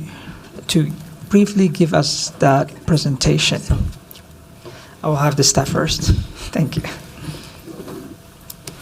Good afternoon, Chair Osmond and committee members. My name is Erin Kay, and I'm a senior city planner in the Historic Preservation section of the Department of Community Planning and Economic Development, or CPED. I am here today to present an appeal of the Heritage Preservation Commission, or HPC's, decision to approve the demolition of historic resource application for the property located at 3501 Hiawatha Avenue. I will begin with an overview of the process, explain the HPC's decision, and provide a high-level summary of the appeal. I know that a similar application came before you last month as well. So here's the definition of the term historic resource as stated in the Minneapolis Code of Ordinances. A historic resource is a property that is believed to have historical, cultural, architectural, archaeological, or engineering significance, and to meet at least one of the criteria for designation as a landmark or historic district. Although a historic resource meets the criteria to be designated, it has not been formally designated. This proposed demolition came to CPED Historic Preservation staff when the applicant and developer reached out to staff in November of 2024. The property is determined individually eligible for listing in the National Register of Historic Places. Given the age, method of construction, and history of the subject property, the property is considered to be a historic resource. So the applicant was required to submit a demolition of historic resource application to seek approval for demolition. The subject property is located at 3501 Hiawatha Avenue in the Howe neighborhood, adjacent to the Corcoran and Standish neighborhoods. Here are photos of the subject property from the west and the north. And then here's a view from the east, as well as an oblique aerial photo from the southwest to give you a sense of scale within the surrounding context. The applicant has not finalized a development plan, but has expressed interest in developing housing on the property. Future development of this site is not part of the HPC or the committee's purview on this application. The site was developed as a mill in 1914, which is when the yellow brick building and the steel grain bins and elevator in the middle of the property were built. The tall concrete grain bins at the left end of the photo on your screen were added in 1924, and the site has continued to develop over time. It is one of 9 grain elevators built along Hiawatha Avenue during Minneapolis's peak period of flour milling from 1880 to 1930, and at this point, 6 of the 9 remain standing. This slide shows language paraphrased from our ordinance about how to decide on this application. If the property does not meet the significance criteria for designation, then demolition is approved. If the property does meet the significance criteria for designation, then demolition is denied unless the applicant meets their burden of proof in one of 2 ways. The first is that destruction is necessary to correct an unsafe or dangerous condition on the property. The second is that there are no reasonable alternatives to destruction, which could be related to significance, integrity, or the economic value or usefulness of the existing structure. At the February 4th, 2025 HPC meeting, the HPC adopted staff's findings and recommendations. The first 2 findings listed here address whether or not the subject property is historically significant. So for the first finding, the subject property has historical significance under local criteria 1, 3, and 4, and retains sufficient integrity to convey its significance. Therefore, it is eligible for designation as an individual landmark under criteria 1, 3, and 4 in Chapter 599-210. Under criterion 1, the property is associated with significant events or with periods that exemplify broad patterns of cultural, political, economic, or social history. The subject property represents an important period in the city's milling history. Under criterion 3, the property is associated with distinctive elements of neighborhood identity. This property and its neighbors along the Hiawatha Avenue corridor are visual landmarks and have been present for over 100 years. There has been a lot of change in recent years with the development of the light rail and multifamily housing. In terms of how this compares to the rest of the city, there was another significant concentration of grain elevators and silos near the University of Minnesota, but most of those properties have been demolished. Under criterion 4, the property embodies the distinctive characteristics of an architectural or engineering type or style or method of construction for its steel elevator and steel bins from 1914. This reflects the 3rd generation of grain elevator design in Minneapolis. As of 1920, there were 68 grain elevators in the city, many of which have been since demolished. Staff recognizes that there have been changes to the property over time, which is expected for a working mill. However, staff finds that the property does retain sufficient integrity to be eligible for landmark designation. The second finding listing here is that the subject property has been determined individually eligible for listing in the National Register of Historic Places. So because the subject property was found to have historical significance and meet the designation criteria, finding number 3 and number 4 shown here address whether or not demolition should be allowed. The third finding is that demolition is not necessary to correct an unsafe or dangerous condition related to the current structural condition. Staff acknowledge that there are issues at this property related to graffiti, vandals, urban explorers, and their safety, and asbestos. However, these are issues that can be mitigated, and health hazards alone are not sufficient evidence of an unsafe or dangerous condition. The fourth finding is that there are no reasonable alternatives to the demolition, considering the significance, integrity, and economic value or usefulness of the existing building. It is no longer needed as a mill. The property owner spends about $676,000 each year for security to try to mitigate some of the safety issues present on site, and environmental remediation will be necessary to put the site back into use. Staff did research other examples of alternative uses for grain elevators in Minneapolis and across the country and presented them to the HPC. And these are some of the Minneapolis examples we found. In the 1980s, the Layhart grain elevator on the top was converted into housing. In the 2010s, the Bungee elevator complex was converted into housing. In this case, this is the bottom left picture. The HBC allowed demolition of the elevator and silos, but required retention of the head house, which is that tall white structure that you can see.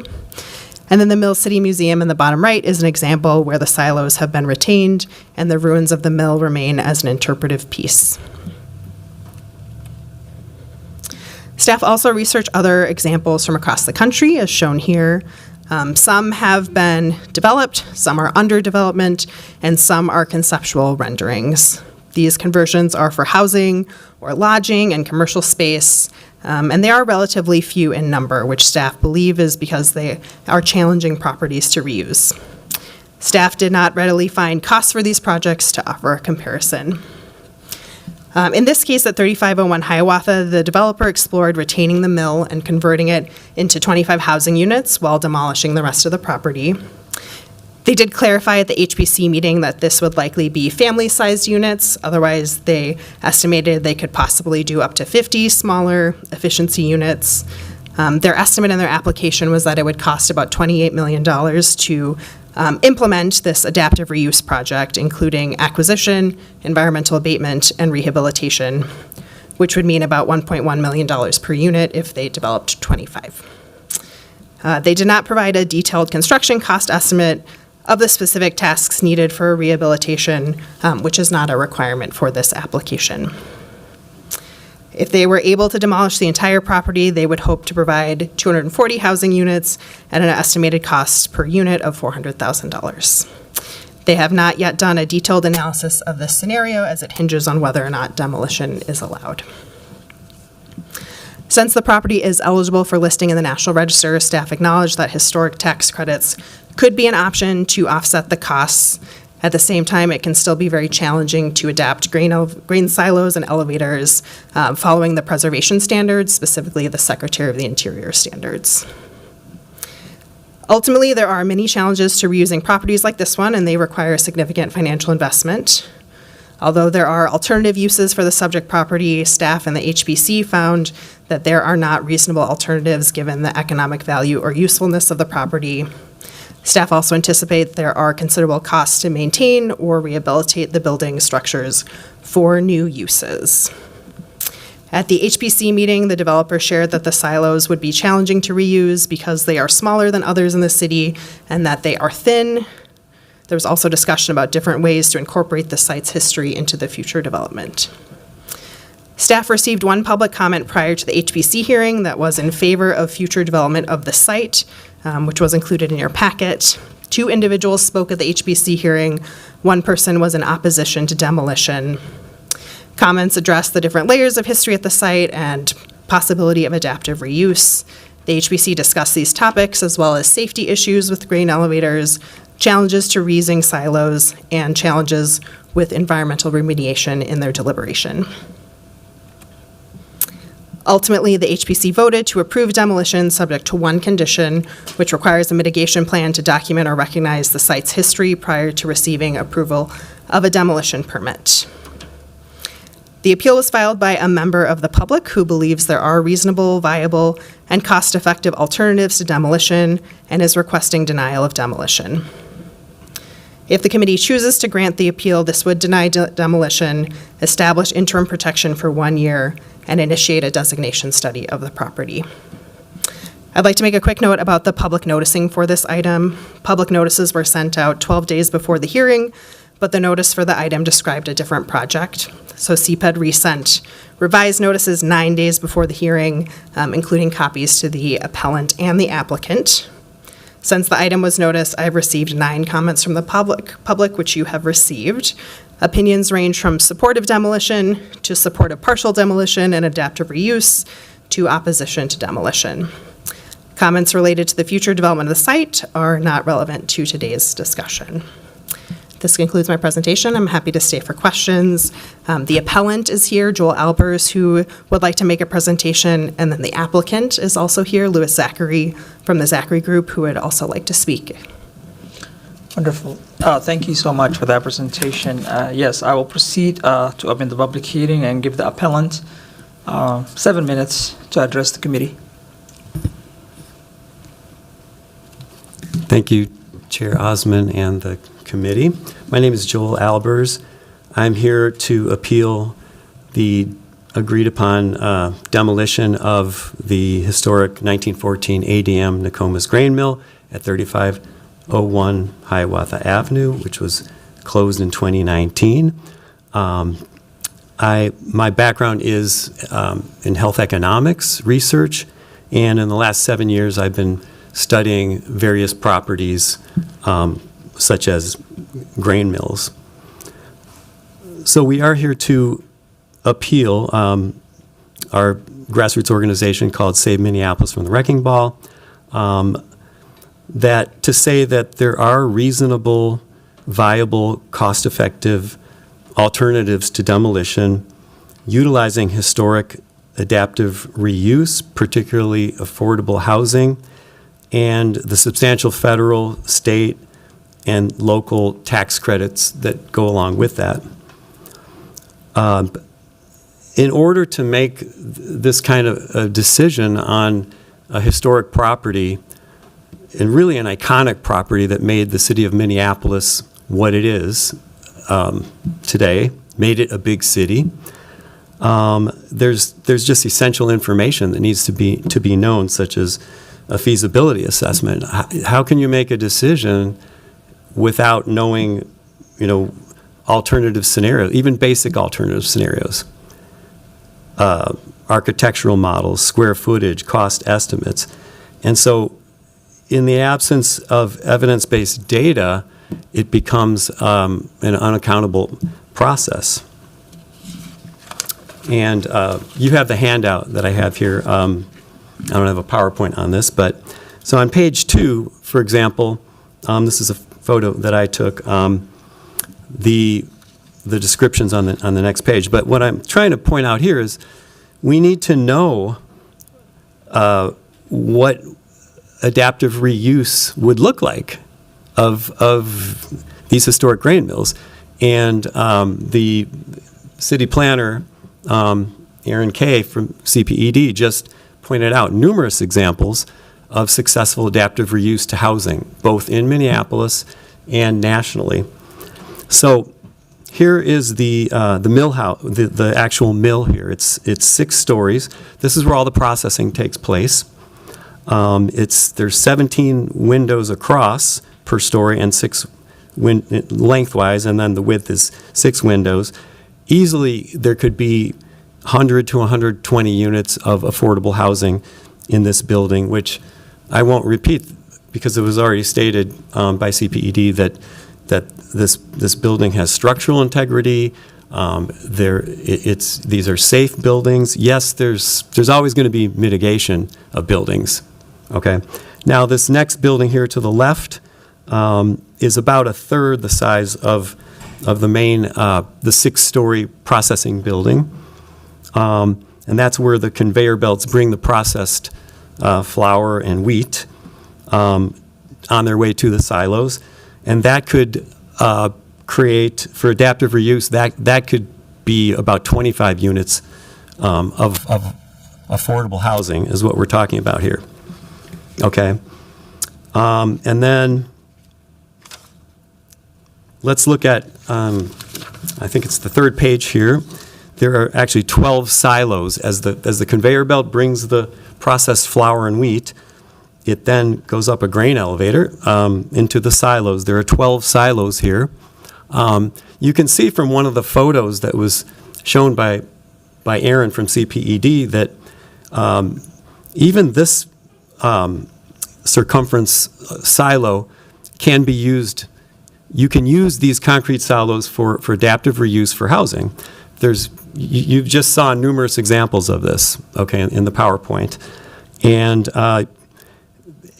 again, CPED just pointed out there's no problem at all with the historical significance of this grain silo and frankly all the other ones along Hiawatha Avenue. So windows could be put on there, and these grain silos are from 1914. These are made to last. Okay, so there's no issue with the structural integrity of them. And so, the question is, without this appeal and without saving this grain mill from demolition, the likely consequence is that we will end up with more market rate, upscale, and luxury apartments in an already saturated market. I mean, I could list for you 10, upscale market rate apartments that have been built in the last several years along Hiawatha, at 46 in Minnehaha, all new ones there that are upscale, and then on Hiawatha, Avenue, you got the Shale and Beck 46. And, the starting rent is like $1,500 plus $200 for underground parking. So we don't need, this market is saturated. We need affordable housing and adaptive reuse, and there's no reason why this can't be accomplished. And so again, as CPD was just saying, this property is completely eligible for local, state, and national historic preservation and the tax credits that go along with that. We just need to know, we need to start quantifying this stuff. 40% is the number that I came across in the literature. And then, okay, so we mentioned you already saw the slide about the successful adaptive reuse of 3 grain mills in Minneapolis to adaptive reuse for housing, and we're strongly advocating for affordable housing. And then finally, I understand the time limit here, but to get more specific about why these are so historic, we think it's really important to tie historic preservation, to acknowledgement and reclamation, of Native American land, which this sits on. So we're trying to we need to build trust in this city, right? And there can be many community-based approaches. So again, three groups that would really be important. I'll take, do you mind if I take 30 seconds here? Wrap it up, please. Okay, I'll make it quick. These mills did create jobs for the mass Scandinavian immigrants who came here that made Minneapolis a city. There's no question about that. The Hiawatha grain mill that we're talking about expanded the neighborhoods all around there. In other words, these neighborhoods expanded and became neighborhoods, and the housing was built because of these. These are iconic, is what I'm trying to say.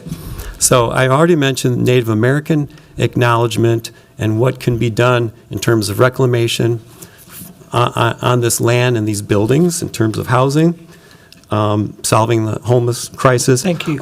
Also, there was much discrimination of African Americans of jobs, and yet African Americans were relegated to being segregated to live literally on the next block from these mills. And so something needs to be done to address that issue. Okay. You're out of time, sir. Okay. Thank you. That's all I wanted to say. So thank you very much. Thank you for your testimony. And now I'd like to recognize the applicant or the developer of, welcome. Please state your name, and you have 7 minutes. Thank you for hearing me. My name is Louis Zachary at the Zachary Construction Group, located at 2626 East 82nd Street in Bloomington, Minnesota. For those of you who don't know me, I'm going on my 36th year in the construction industry. Now, some people say that I'm big real estate. I can tell you I'm not big real estate. I'm a small business owner. Now, I've worked for big real estate. I've worked for companies like United Properties and CSM and Opus and Ave N, and recently the former president of construction at Dorn Companies. So I know a little bit about what it takes to rework these sites. What we're here to discuss is the facts on hand. Our intent is to build a mixed-income housing development according to the Transit 15 built form overlay without any variances. We also want to discuss the facts that have transpired thus far. The fact is, the CPED staff recommendation and the HPC approved the demolition in accordance with the ordinance. All parties agreed except Mr. Albers. What Mr. Albers has just proposed is something that's extremely risky and economically unrealistic. The idea does not align with the City of Minneapolis's comprehensive plan.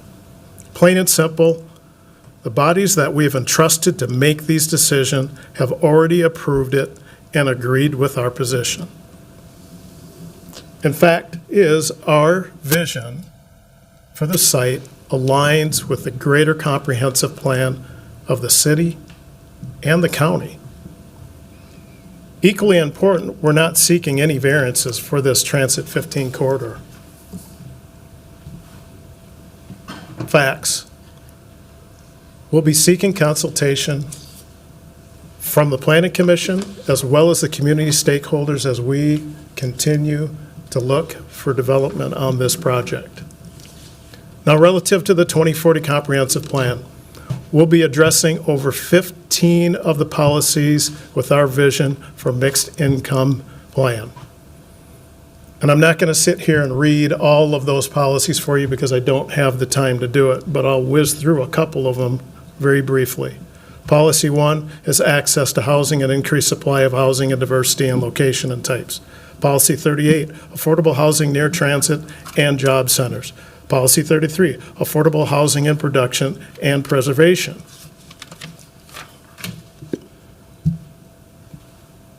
The Zachary Group is not prepared to put babies in concrete boxes on Hiawatha.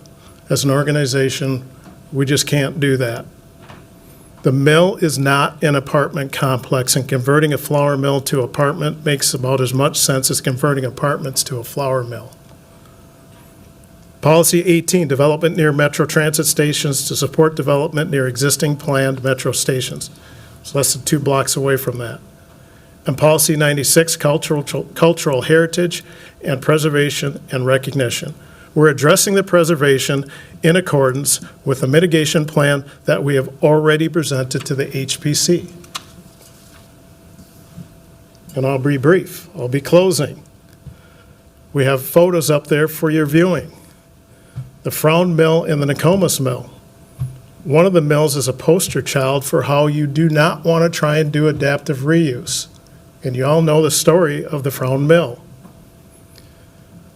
Are we really prepared to have another site sit empty for 50 years? Now, I'm almost 60 years old.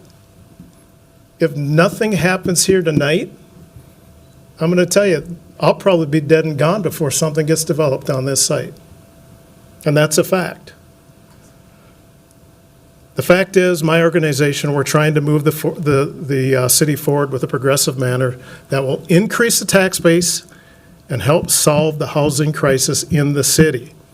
Ultimately, we want the same thing, but there are several questions for consideration.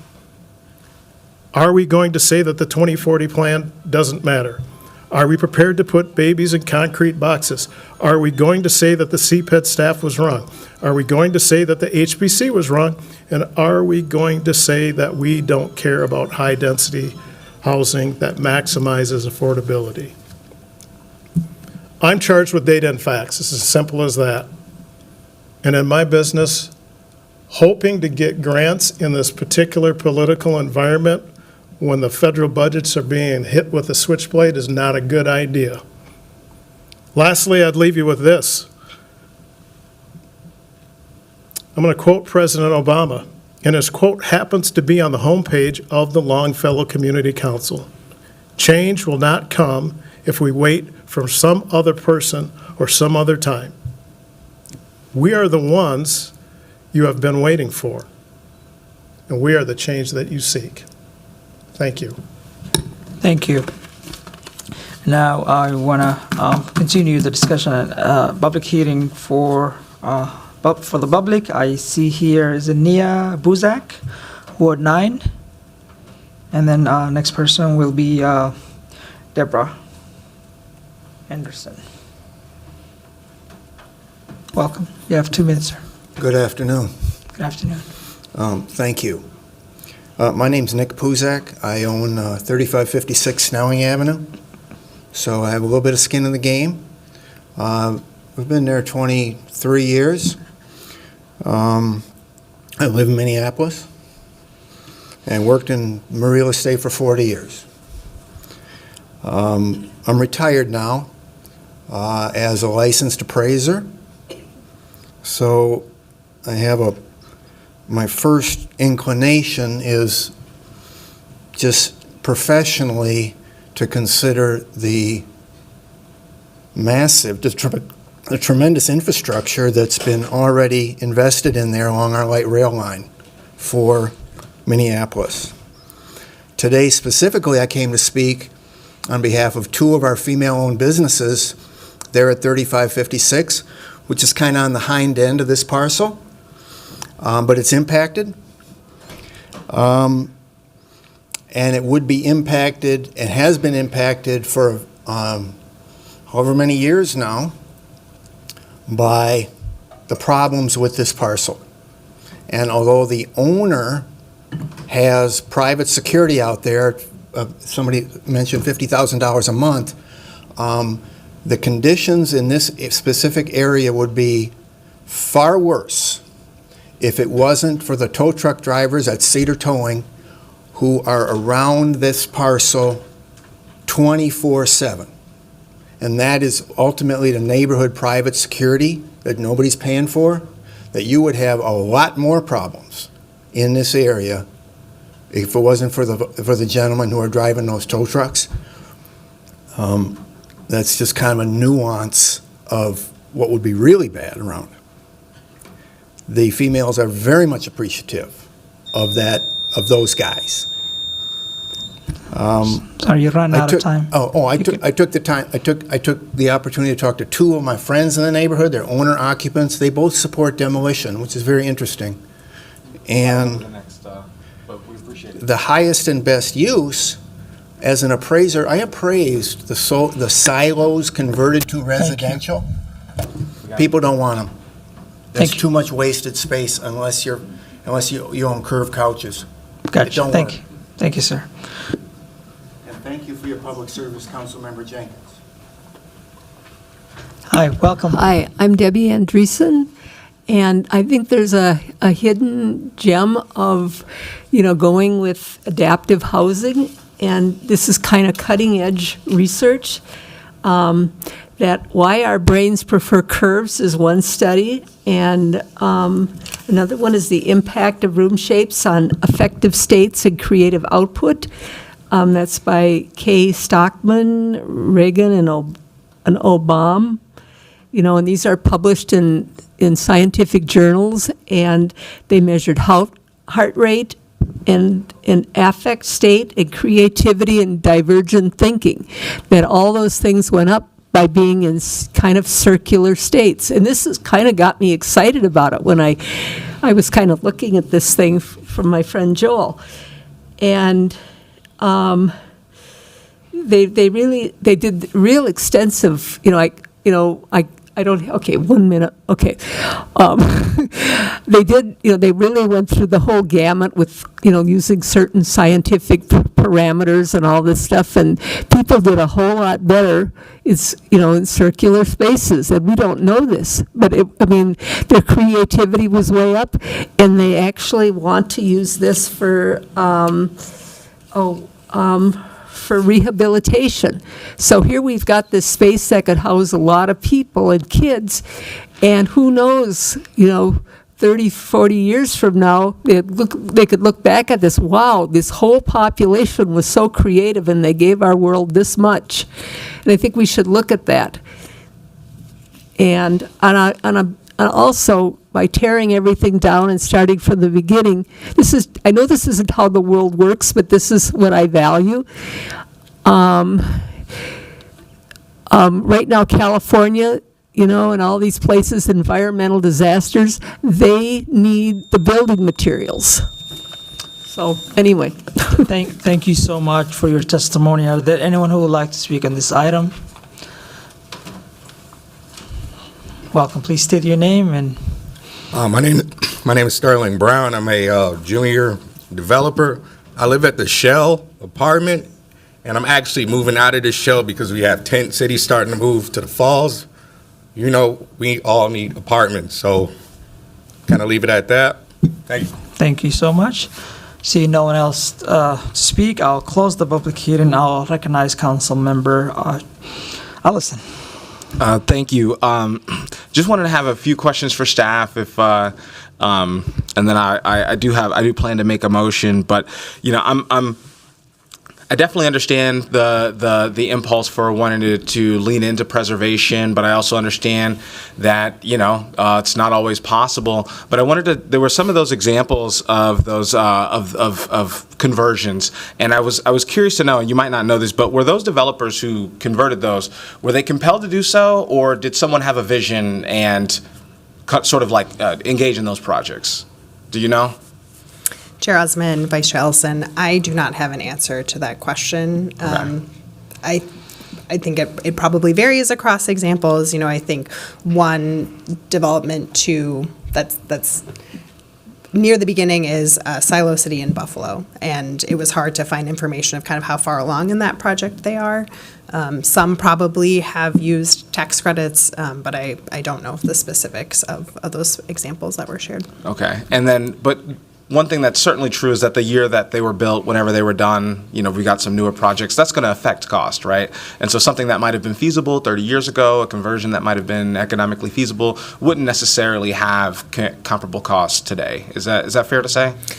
I would agree with that, especially given, inflation in recent years and what we've seen, the impacts of the pandemic on construction costs, supply and demand, sort of thing.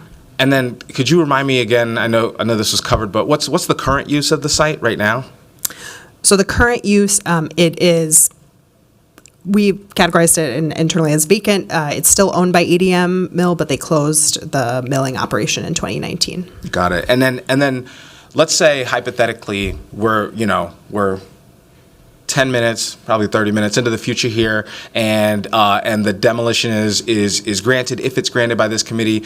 If the developer was to do further research and decide of their own volition that actually there's a portion of this that I would like to preserve or could preserve, is that option still on the table for them? Could they still get tax credits even if they weren't being compelled to preserve? Yes. So at this point, we are only looking at whether or not to approve the demolition of historic resource application. A demolition permit has not been filed yet. If the demolition is granted, that would mean that if and when a demolition permit is applied for, from a preservation perspective, we could sign off on it. Certainly for any future new construction on this site, whether the developer should choose to retain portions or demolish it all, that would go through a planning commission review.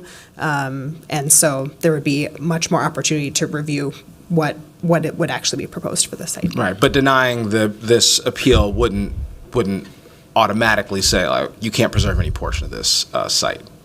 Correct. Denying the appeal and allowing demolition would not dictate how demolition is carried out on the site.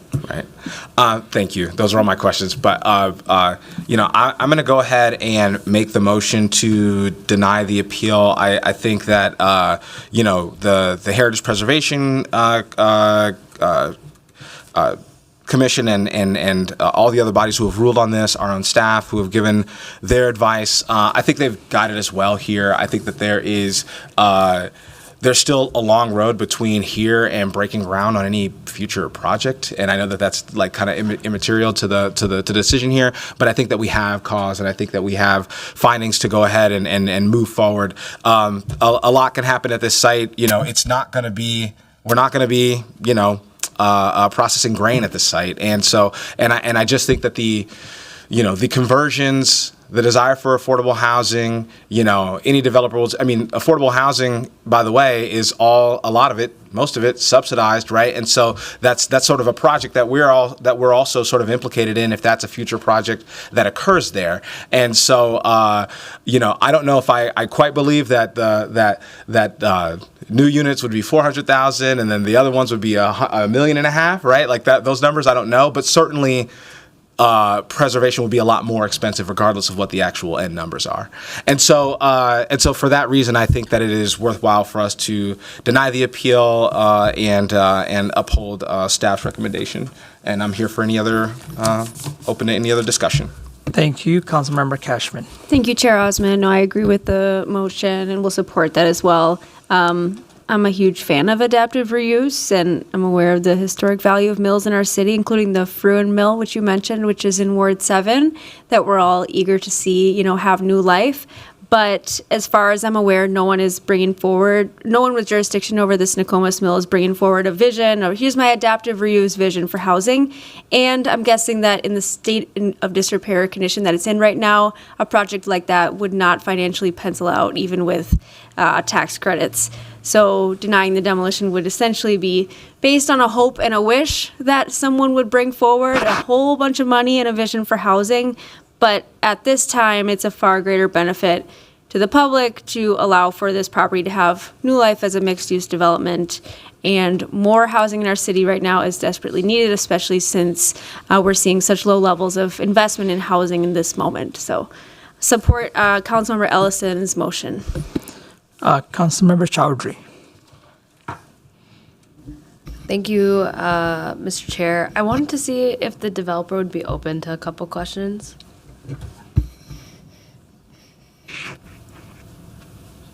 Hi. Thank you for coming up. This is in the 9th ward, but the 12th ward is around it. So me and Councilmember Chavez have decided we will share this area. I'm interested. Is there an openness for you looking into the future of maintaining parts of this, or thinking how some of the structures of the grain mill, what it looks like to be a part of your project? I'm not saying full adaptive reuse, but is that something that you've thought of? Is there a feasibility in kind of maintaining some of the just historical nature of what it looks like and what it feels like to the neighborhood, while not maybe doing a full adaptive reuse? Just curious to know if that's been a part of your thinking, sir. Honestly, what I would tell you is that, with a lot of the new information that we've gotten over the past week, the site's severely contaminated. And so, all the hurdles we're getting is it's just getting more and more complicated to try and consider that. The site has to be cleaned up, and it's $1.5 million to clean the site up. And the best way to do it is to remove the buildings, clean the site up, and start anew. If it was economically advantageous to leave the buildings in place, what I would tell you as a developer, we would have already done that. We would have contemplated that, because it'd be silly to tear down something that you could reuse. And so I have studied that. I also have to factor in risk. And what I tell you is that my company, I've got to weigh the risk versus the value that we're getting. We need a site that has high density. The best way to get the density is to clear what's there, build something that's dense, that meets the needs of the city. Mm-hmm. And then, thank you. Should a demolition permit be granted and then one be filed, what's your timeline for demolition? What's your timeline for starting on a project? Well, we'll have to go through the development process, but what I can tell you is that I'd like to get the building down before the end of the year. Okay, well, thank you, sir. That's all my questions for you. Really appreciate it. Thank you. So,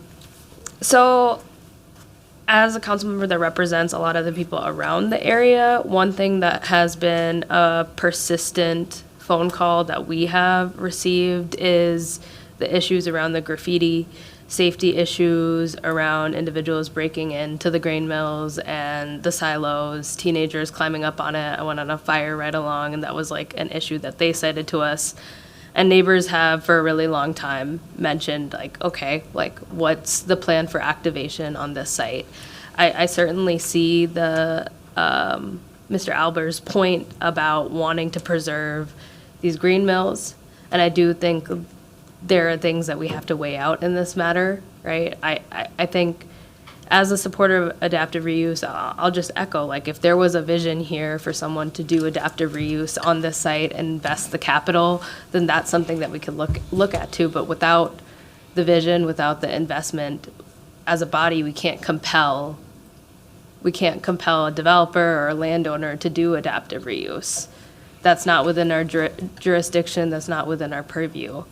I also do support the increase of housing and can state, yes, there's been increased development on 46th and Hiawatha, and the neighbors there, a lot of them are benefiting from affordable housing and are new neighbors in the community that found an opportunity to live in the community around transit-oriented development, and that's been a major benefit. And they're building relationships with neighbors in the area. There's also expansive safety concerns, as I mentioned before, and just having an active space. And so my fear is without a demolition, we're going to just see neither adaptive reuse nor new activity that would bring life to this area in our community, and we would just be at a standstill. Or perhaps there would be another individual that would come before a body and try to find another way to do demolition or do that type of work. I really do appreciate your efforts, and so at this time, just weighing out the pros and cons and just hearing from constituents in the area, I'm going to be supporting the permit for demolition or what the HPC has put forward. I think it's important to recognize that both our staff and then the HPC recommended this up into this body, and it sounds like up here as well, that's a conclusion that other council members are coming to. And so in consideration of all those facts before us, it feels like that's the right direction in this moment, and that's what I'll be supporting. Councilmember Jenkins.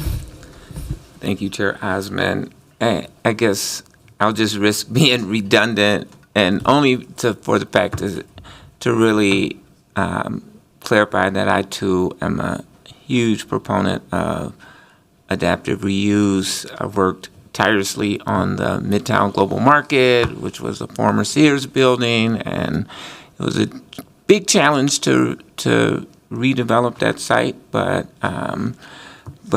it worked out, and it's thriving, and there's housing and retail and all kinds of uses there. But this is not that, and I agree with my colleagues and the motion that put forth by Councilmember Ellison. So there you have it. All right. Thank you. I also support Councilmember Vice Chair Allison's motion. I think we always want more housing for City of Minneapolis, especially affordable housing. And having the site empty and just sitting there doesn't really make sense. Starting this development sooner will create jobs. We'll have opportunity for our residents to be housed. So I do want to thank the developer for really coming through and speaking and talking to us today. I recognize Councilmember Rainville. Thank you, Mr. Zachary. I just want to thank you for coming today. I will vote in favor of this to deny, but thank you for what you do for the city. And to my colleagues, I just did some rough math, and with $676,000 a year in security, being empty since 2019, that would have paid for about 10 units of the housing at $400,000 a unit. So by not developing the site, there's 10 affordable housing units that haven't been built. So it's a lot of money. Thank you. All right. Councilmember Jenkins, were you going to make another comment? Yeah, thank you, Chair Osman. I'll be very brief, but I just wanted to, again, acknowledge and recognize this is exactly what the light rail was intended to spur, is development as well as the 2040 plan. So this project falls directly in line with city goals and Metro council goals, etc. So, yeah, thank you. Thank you. On the motion for to deny the appeal, all those in favor say aye. Aye. And those opposed say nay. The ayes have it, and the motion carries. Seeing no further business before us, with no objection, I'll declare this meeting adjourned. Thank you.